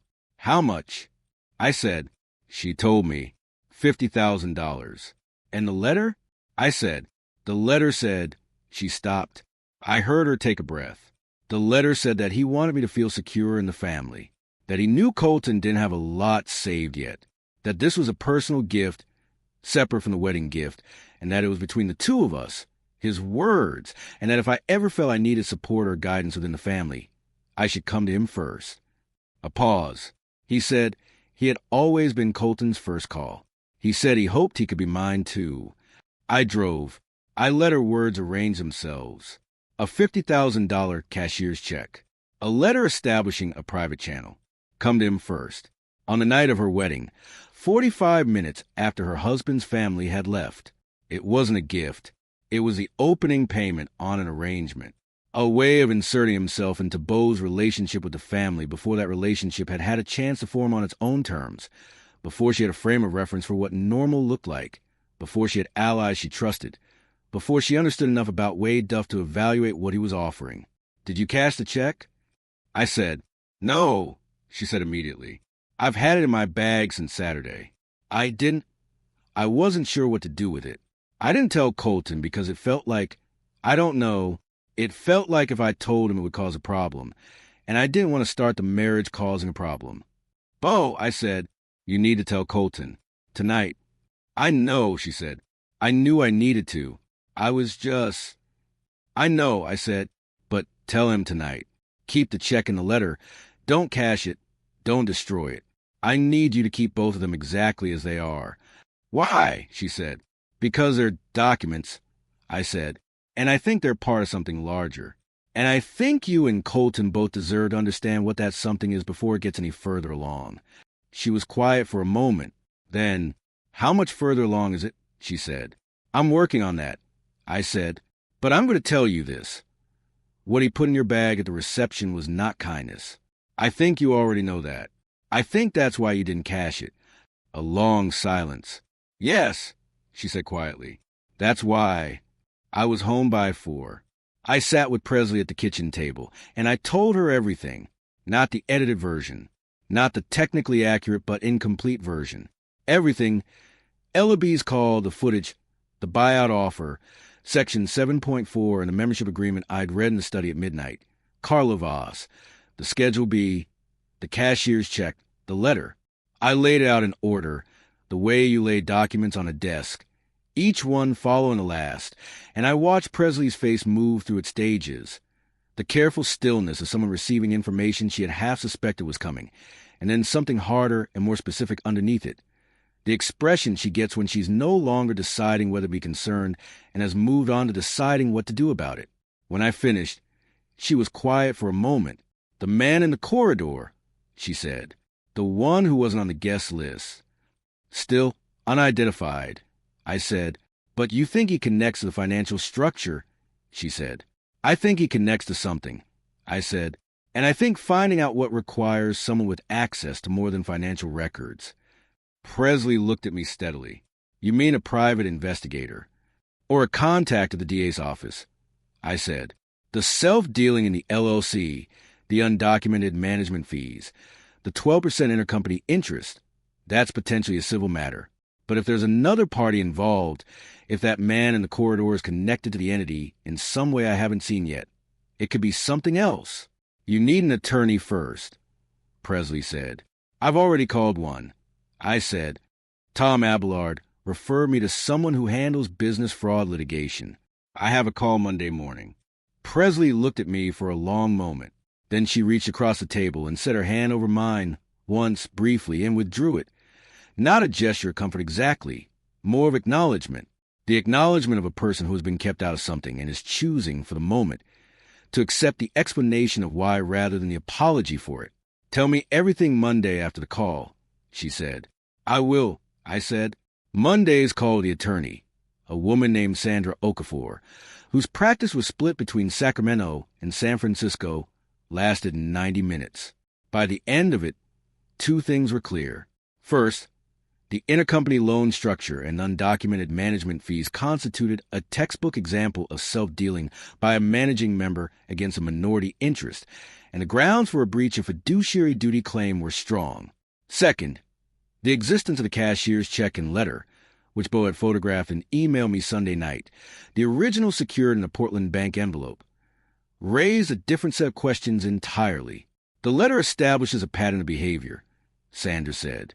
Your father attempting to create a private channel with your daughter-in-law on the night of the wedding, before the family relationships had a chance to solidify. That's not necessarily illegal on its face, but in the context of an ongoing financial dispute with a minority stakeholder, it reads as an attempt to develop leverage, to position himself with access to someone close to you before you became adversarial. He knew I'd eventually look at the statements, I said. He may have anticipated the possibility, she said. The 7-day expiry on the buyout offer suggests urgency on his end. The timing, 2 days after the wedding, suggests he'd been planning to move on this for some time and chose the weekend as the moment. Why the wedding? I said, because it's the moment of maximum emotional complexity, she said. You're focused on your son. You're managing family dynamics. You're not thinking about financial documents. And if he could get you to sign a buyout release while you were still in that emotional register, before the week had settled and you had time to look at anything carefully. He almost did, I said. But he didn't, she said. Here's what I need from you. I need the full set of statements, Carla Voss's analysis, the Secretary of State filing for the operating agreement, the Schedule B, the photograph of the letter and check, and the security footage from Carver House. A pause. And I want no more about the man in the corridor. I have a still image, I said. Low resolution. Not enough for a certain ID. Send it, she said. I have a contact at a PI firm that does asset and identity work. It may be enough. I reached into the desk drawer, took out the folder of scanned documents, and laid them flat on the desk. I took out the printed image of the man in the corridor and held it for a moment. Then I photographed it with my phone and sent everything Sandra had asked for. The PI firm came back in 4 days. The man in the corridor was named Dennis Farrow. He was 47, based in Roseville, and he was a registered agent and 50% managing member of a California LLC called Meridian Pacific Ventures, an entity that had been formed in 2019, 3 years after Duff Meridian Properties, and which Sanders' associate identified, through a chain of public filings, as the vehicle through which the intercompany management fees had been routed before appearing as liabilities on Duff Meridian's books. Dennis Farrow was not on my father's guest list because Dennis Farrow was not a family friend or a business associate in any visible sense. He was the other half of a structure my father had built to formalize the self-dealing, a separate entity with a separate registered agent that existed on paper as the recipient of management fee payments from Duff Meridian. My father had not been writing management fees to himself. He had been writing them to an LLC he co-owned with Dennis Farrow, which then distributed back to Duff Capital Holdings, the entity he wholly controlled, leaving Farrow's 50% on paper as a service fee for an LLC that had no documented employees, no office, no recorded service contracts, and no California business license in good standing after 2022. It's a layering structure, Sanders said, when she called with the findings on Friday. Simple by financial fraud standards, but effective. It creates the appearance of an arm's-length transaction. Duff Meridian pays a management fee to an outside entity, which looks, on the face of it, less like self-dealing than if he paid it directly to himself. The outside entity then distributes the funds back. Farrow's role is to be the non-Wade Duff name on the registration. Is that criminal? I said, potentially, she said. It depends on the full picture. Tax implications. Securities implications. If the LLC interests were ever represented to you as an investment, those are questions of the DA or, depending on scale, federal jurisdiction. My job right now is the civil claim. But I want you to know that I've been in contact with an attorney at the DA's office who handles financial fraud referrals. Not a formal referral yet, a conversation. She's interested. What does she need? I said, what you've already given me, Sanders said, plus a formal statement from you about the representations your father made regarding the portfolio's debt-free status, plus Carla's analysis, plus the Schedule B. A pause, plus the footage and the Pharaoh identification, and the letter to your daughter-in-law. Can I bring it in person? I said, yes, she said. Thursday. I'll set up the meeting. Thursday morning, I drove to Sanders' office on K Street. She met me in the lobby, and with her was a woman she introduced as Deputy District Attorney Helen Marsh, early 40s, precise and unhurried, the manner of someone who has heard a great number of stories and has developed, through long practice, the ability to identify the true shape of one quickly. We sat in Sanders' conference room, and I laid everything out on the table. The 14 annual statements, spread in 2 rows. Carla's analysis of the interest rate structure, unfolded and placed beside them. The Schedule B, its 15 years of management fee entries, each one flagged. The operating agreement, open to Section 7.4. The still image of Dennis Pharaoh from the Carver House corridor footage. The corporate filings for Meridian Pacific Ventures. The photograph of the letter and the cashier's check my father had given Bo on her wedding night. The USB drive from Marcus Ellerby, which I connected to Sanders' laptop, and queued to 20 hours, 51 minutes, and 33 seconds. The corridor, the drink that wasn't being drunk, the one sentence, the one nod. And then I queued it to 22 hours, 14 minutes, and 7 seconds. The garden corner, the string lights, for minutes and 17 seconds. My father's hand coming out of his inside jacket pocket, slow and deliberate, producing the folded thing. The moment she didn't take it. The moment she did. Helen Marsh watched both clips without speaking. Then she looked at the documents spread across the table. Then she looked at me. How long has your stake been in this entity? She said. 15 years, I said. She nodded once and made a note. My father called that afternoon. I was in the parking garage below Sanders' building, waiting for the elevator, when the phone went. I looked at his name on the screen, and I let it ring once, twice, and then I answered. Sawyer. The voice was still the moderate, comfortable register, but underneath it, this time, there was something I hadn't heard before, a thinness, the sound of a register being maintained by effort rather than habit. Wade, I said. I hadn't called him Wade in 20 years. The word sat between us on the line like a small, deliberate object. A pause. I've been informed, he said, that someone has been pulling records on Duff Meridian. State filings, FTB records. I want to know if that was on your instruction. It was, I said. A longer pause. Sawyer. His voice dropped half a register. You don't understand what you're looking at. You never have. Whatever story you've been told, whatever version of events someone has assembled for you out of documents and timestamps, and... I haven't been told a story, I said. I read the Schedule B. Silence. I found Dennis Pharaoh. I said. The silence on the line was a different quality now. Not the considered silence of a man deciding which version of the truth to deploy. Something flatter. Something that had run out of versions. You need to stop, he said. His voice, for the first time, had shed the comfort. What was underneath was harder and older. The voice of a man looking at something he had not believed would happen. Whatever you think you've found, whatever this is, you need to stop before it becomes something neither of us can walk back from. I've already walked, I said. Sawyer. The DA's office has the footage, I said. They have the Schedule B. They have Carla Voss's analysis and the operating agreement and the Meridian Pacific filings, and the letter you gave Bo on her wedding night. I kept my voice level. They have all of it. The silence on the line was absolute. I let it exist for a full 5 seconds without filling it. Then I heard him breathe. One breath, audible and involuntary. The sound of a man receiving information that has changed the shape of what he thought he was standing on. "You should have taken the offer," he said. His voice was very quiet now, almost unrecognizable. That was the clean version. That was the version where everyone walked away. There was never a clean version, I said. There was just a version where I didn't look. I hung up. I stood in the parking garage in the October afternoon light that came through the concrete lattice in long, angled strips, and I held the phone in my hand, and I was completely still. My father had looked across 15 years and across a phone line at the full architecture of what he had built, and he had looked at the moment it was taken apart, and his final sentence had not been a denial. It had been a statement of preference. That was the version where everyone walked away. He had preferred the version where I didn't know. He had arranged with patience and precision for that to be the most likely version. He had simply been wrong about how long it would hold.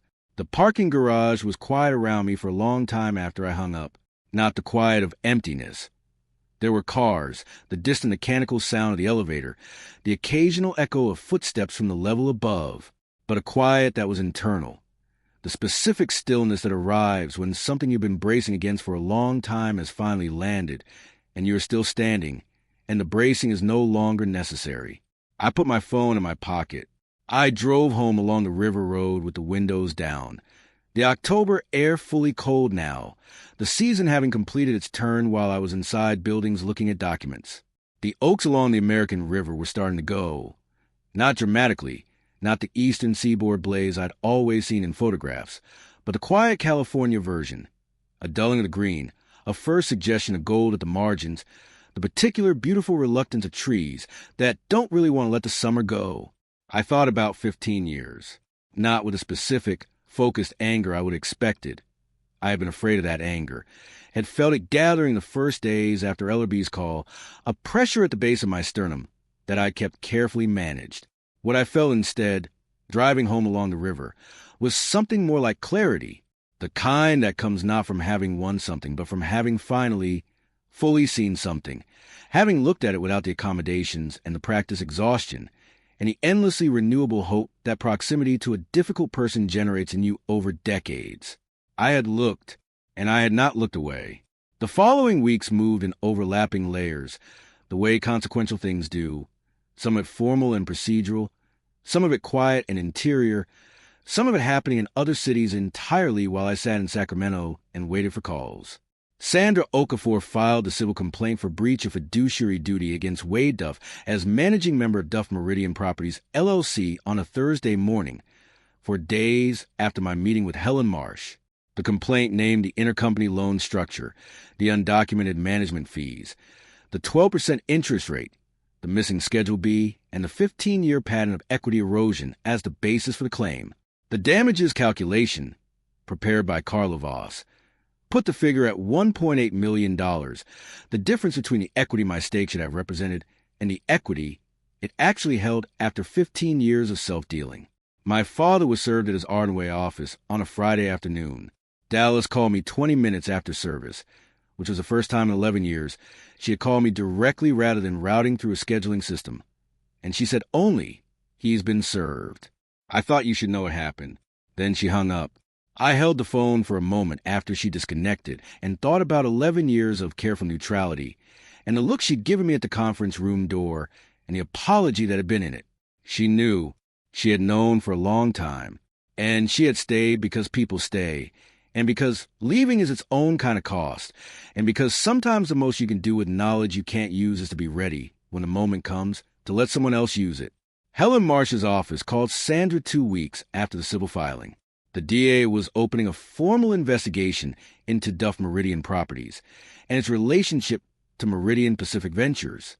The focus was tax and financial fraud. Specifically, whether the management fee structure had been used to shelter income from both entities in a way that misrepresented taxable distributions. Dennis Farrow had been contacted. According to Sandra, who had spoken to Helen Marsh directly, Farrow had retained his own attorney within 48 hours of being contacted, which was, in Sandra's words, the behavior of a man who has thought about this possibility before. My father retained a white-collar criminal defense attorney within the week. His name appeared in the filing notices Sandra forwarded to me, a prominent Sacramento firm, the kind that charges what you charge when you have something serious to defend against. I read the name of the firm and put the notice in the folder and went to make coffee. I didn't feel the satisfaction I might have expected to feel. What I felt was more sober than that. The sober weight of understanding that the thing I had set in motion was real and had consequences that would extend well beyond a conference table or a phone call, and that my father, whatever he had done, was 71 years old and was now going to spend however many of the years remaining to him in the company of attorneys and investigators, and the particular diminishment that comes from being seen clearly by people who have no reason to protect your image. I didn't feel sorry for him, but I didn't feel victorious either. I felt like a man who had done what needed doing and who was going to have to live in the aftermath of it, which is a different thing from winning. Colton called on a Sunday in mid-October. It was early morning his time. Portland dawn, the particular Pacific Northwest gray of it audible somehow in the quality of his voice. He and Bo had talked, and then talked again, and he had spent 2 weeks sitting with the knowledge of what his grandfather had done, and I had given him that time deliberately. The way you give someone space to arrive at their own understanding rather than handing them yours. I keep going back to the footage, he said. The corner of the garden. The string lights were still on. I know, I said. He came to my wedding with the letter already written, Colton said. He had the cashier's check already printed. He knew, before the ceremony, what he was going to do. Yes, I said. A pause. Why, Bo? I thought about how to answer that honestly. Because she was new, I said. Because she didn't have 15 years of context for what his generosity looks like when it has conditions. Because she was the person in the room who was closest to you and who he hadn't yet had time to manage. I paused. He was trying to establish himself as her first call before she had a chance to decide who her first call was on her own. Colton was quiet for a long moment. She gave the check back, he said. She wrote him a letter. She mailed it to his house. Something in my chest shifted. A quiet, specific movement, like a weight resettling. Good, I said. She didn't tell me she was going to do it, he said. She just did it. I found out when she told me it was done. She's going to be all right, I said. Yeah, Colton said, and there was something in the way he said it, not just agreement, but recognition. The recognition of a man who had seen his new wife do something that told him who she was. She really is. We talked for another 20 minutes, about nothing in particular. The drive down Highway 1, the apartment in Portland, a restaurant they'd found near their building. Ordinary talk, the kind that is really about something else, about the presence of the ordinary in the midst of the not ordinary, about the fact of the ongoing life. Before we hung up, he said, "Are you okay, Dad?" "I am," I said, and I meant it, with the specific meaning of okay that doesn't require everything to be resolved or clean or finished, just intact, standing, still here. June called in November. I had been waiting for her call the way you wait for weather you can see coming from a long way off. Not with dread, exactly, but with the readiness of someone who knows a conversation has to happen and has been deciding, in the meantime, what they want to say. She called on a Tuesday morning, which meant she thought about the timing. Because June always thinks about timing. She opened with a specific directness that has always been her best quality. The thing I have always admired in her even when it was deployed against me. I knew about the structure, she said. I know, I said. A pause. Not all of it. I didn't know about Faro. I didn't know about the interest rate. Or I told myself I didn't, which might be the same thing. A pause. Dad told me the buyout offer was coming. He told me you'd be resistant and that I should let it go. I didn't ask the questions I should have asked. No, I said. I'm not asking you to accept that as an excuse, she said. It isn't one, I said, but it's a reason, and I know the difference. The silence that followed was a kind that has history in it. Decades of a complicated sibling relationship conducted in the shadow of a man who had, with patience and precision, maintained his position at the center of both of our lives by ensuring we were never quite fully allied with each other. 2 children managed separately, each given a slightly different version of the same story. What's your arrangement? I said, the one he mentioned, your own arrangement. She told me. It was different from mine. Not a minority stake, but a direct bequest in the state documents, contingent on conditions that I recognized, as she described them, as my father's grammar. The appearance of generosity wrapped around a structure of control. She would receive or share the estate. when the time came, provided that the estate settled without legal dispute. Without legal dispute. Her inheritance was contingent on my not suing.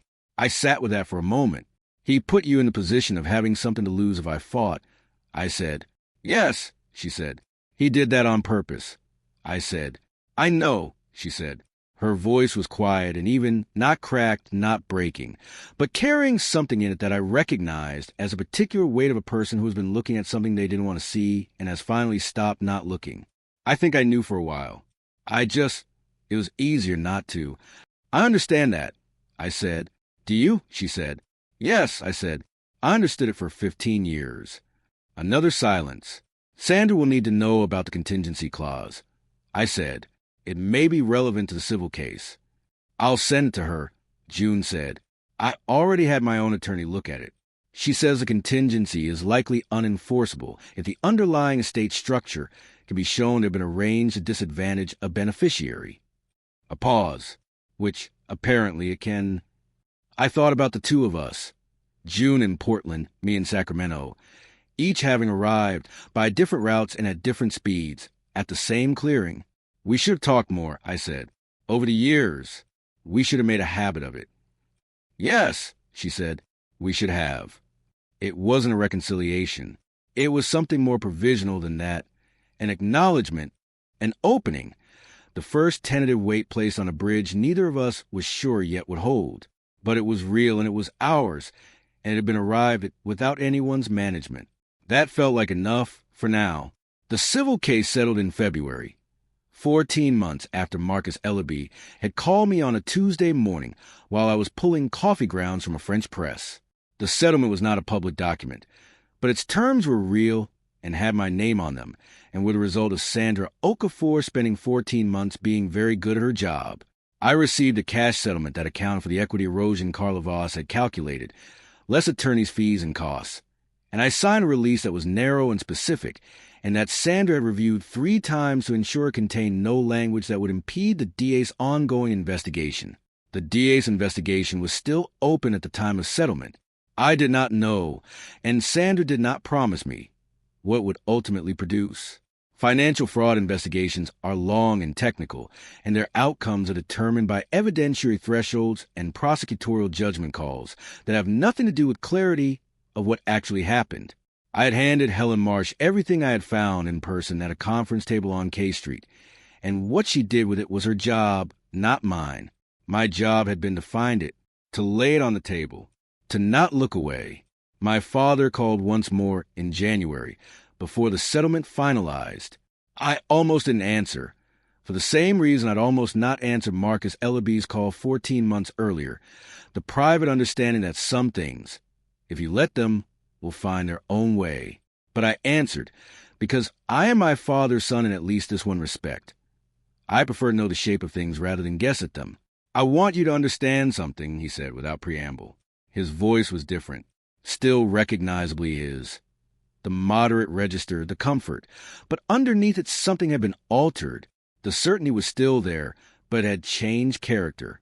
It was the certainty of a man who has decided what he believes rather than the certainty of a man who has never considered that he might be wrong. "I built that portfolio," he said. "I built it from nothing, from properties nobody wanted, in years when the market was a graveyard. I held on when everyone else sold. I made decisions in rooms where no one else was willing to sit." A pause. "When I brought you into the entity, I thought I was giving you something. I thought I was including you." "I know you did," I said. "But you don't understand what you're looking at," he said. "You never have. You look at a structure and you see a mechanism. You don't see the decades that produced it. You don't see what it cost to build. You don't understand what you're looking at. You never have." The third time. The same words, the same register, arriving now not as a weapon but as something more naked than that, a belief, genuine and intractable, that he carried the whole time, that what he built was too complex, too hard-won, too entirely his, to be understood from the outside. He believed it. That was the thing I hadn't fully accounted for in all my months of documents and attorneys and depositions and Carla Voss's highlighted schedules. Not that he had built the structure cynically, purely as a mechanism of control, though it had functioned as one, but that somewhere underneath it, He had genuinely believed he was the only person who could understand what he had built, and that belief had become its own permission for everything.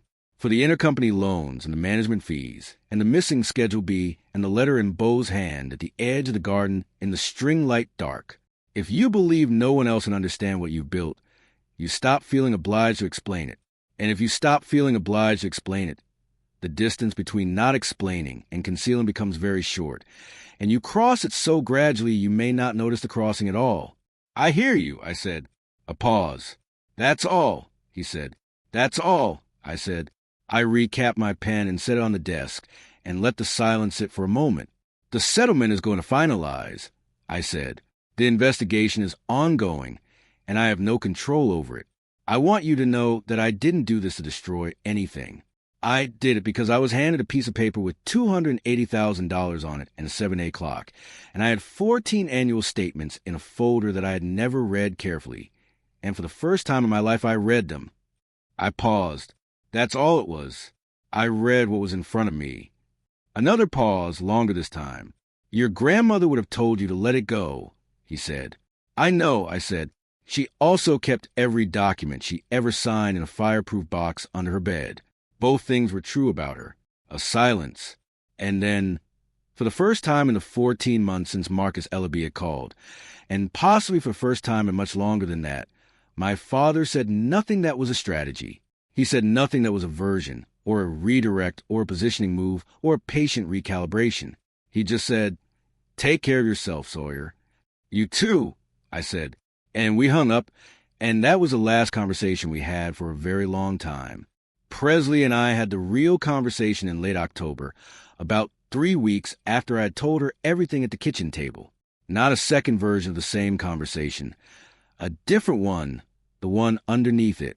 The one that wasn't about my father or the LLC or Marcus Ellaby or the security footage, but about the 11 days between the call and the moment I sat down and told her what was happening.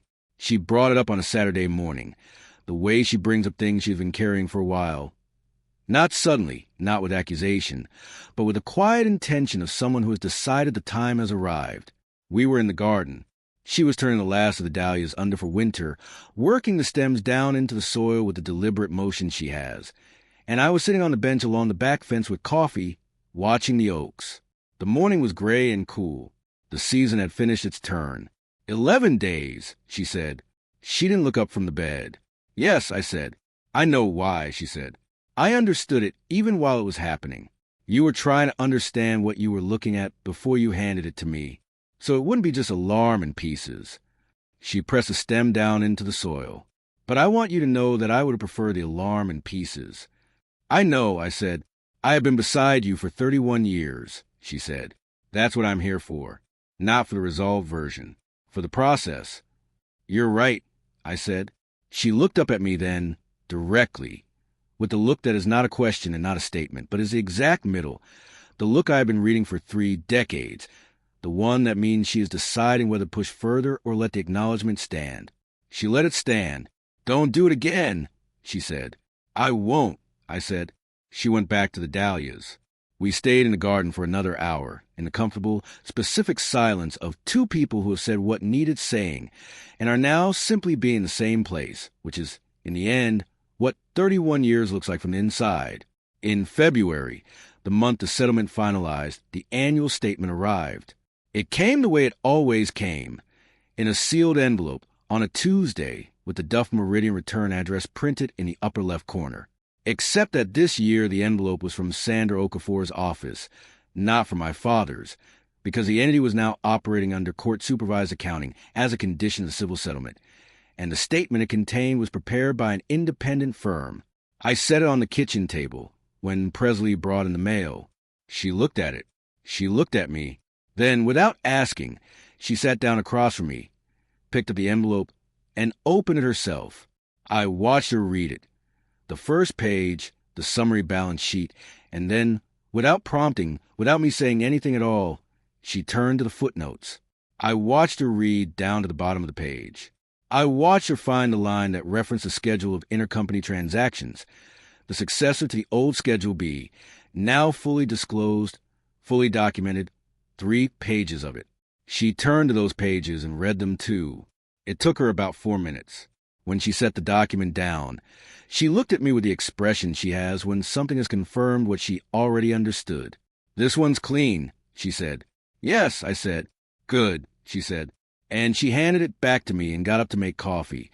And that was that simple, undramatic, entirely itself, the thing I had spent 14 months working toward, delivered in 4 minutes on a Tuesday morning over the kitchen table. I read the footnotes myself after she went to make coffee. All of them. Every schedule, every supplemental, every reference to a line item I didn't recognize. It took longer than 4 minutes. It took nearly 20. And the coffee was ready before I was done, and Presley brought mine in and set it beside me without interrupting. And I finished reading and set the document in the filing folder with the previous 14 years of statements. I read the footnotes now. All of them. There's a photograph from Colton's wedding that Presley printed and put in a frame on the bookshelf in the living room.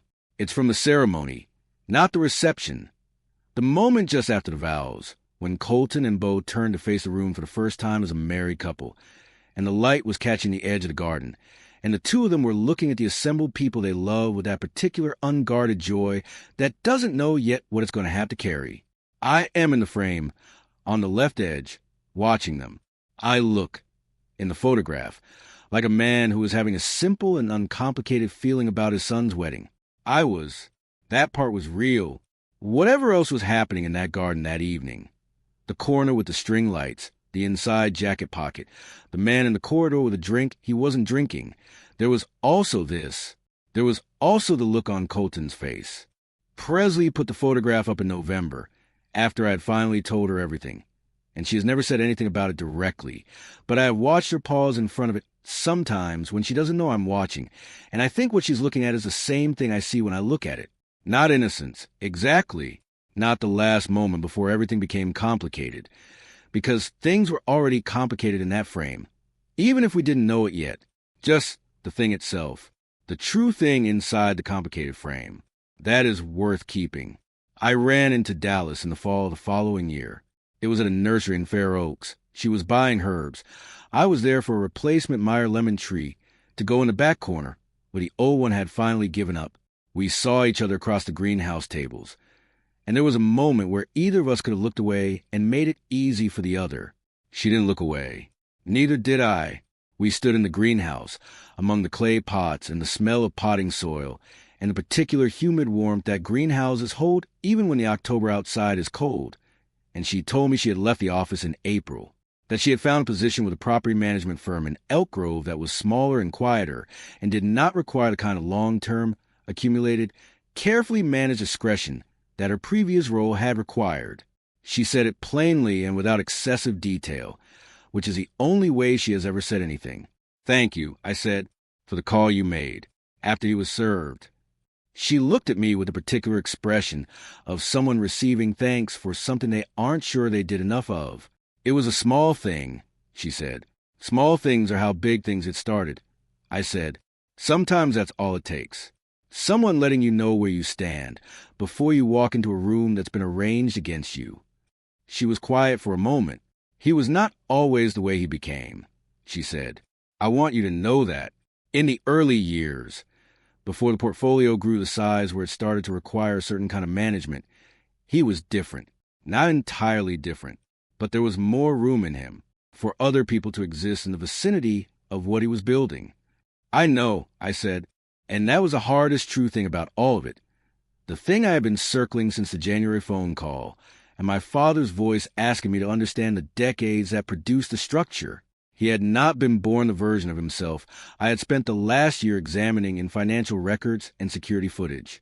He had become it, incrementally, the way the liability column had grown, steadily, moderately, over many years, in amounts small enough that no single year looked alarming. That did not excuse it, but it was true. She said something else before we parted, there among the clay pots and the potting soil smell. She said, "You are not the only one. You were just the one who looked." I thought about that for a long time, about the thing that separates the person who looks from the person who doesn't, whether it's courage or circumstance or luck. Whether it's a particular accident or a phone call from a man named Marcus Ellerby on a Tuesday morning while you're still half asleep and the coffee is getting cold. Whether any of us would look, absent the call. Whether most of us, in the ordinary run of things, file the statement away and trust the top-line number and let the years accumulate. I think most of us do. I think the most ordinary thing in the world is to trust someone you love and to stop short of reading the footnotes.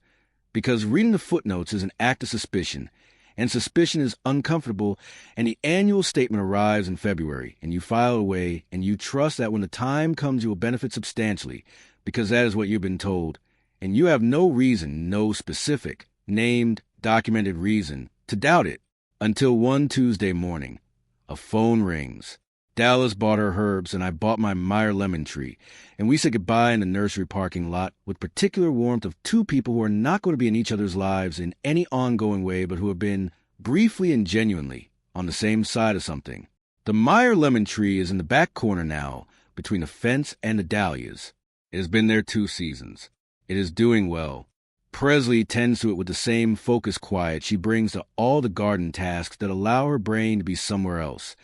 And sometimes on Saturday mornings, I sit on the bench along the back fence with my coffee and watch her and watch the oaks throwing their long shadows across the dry fall grass.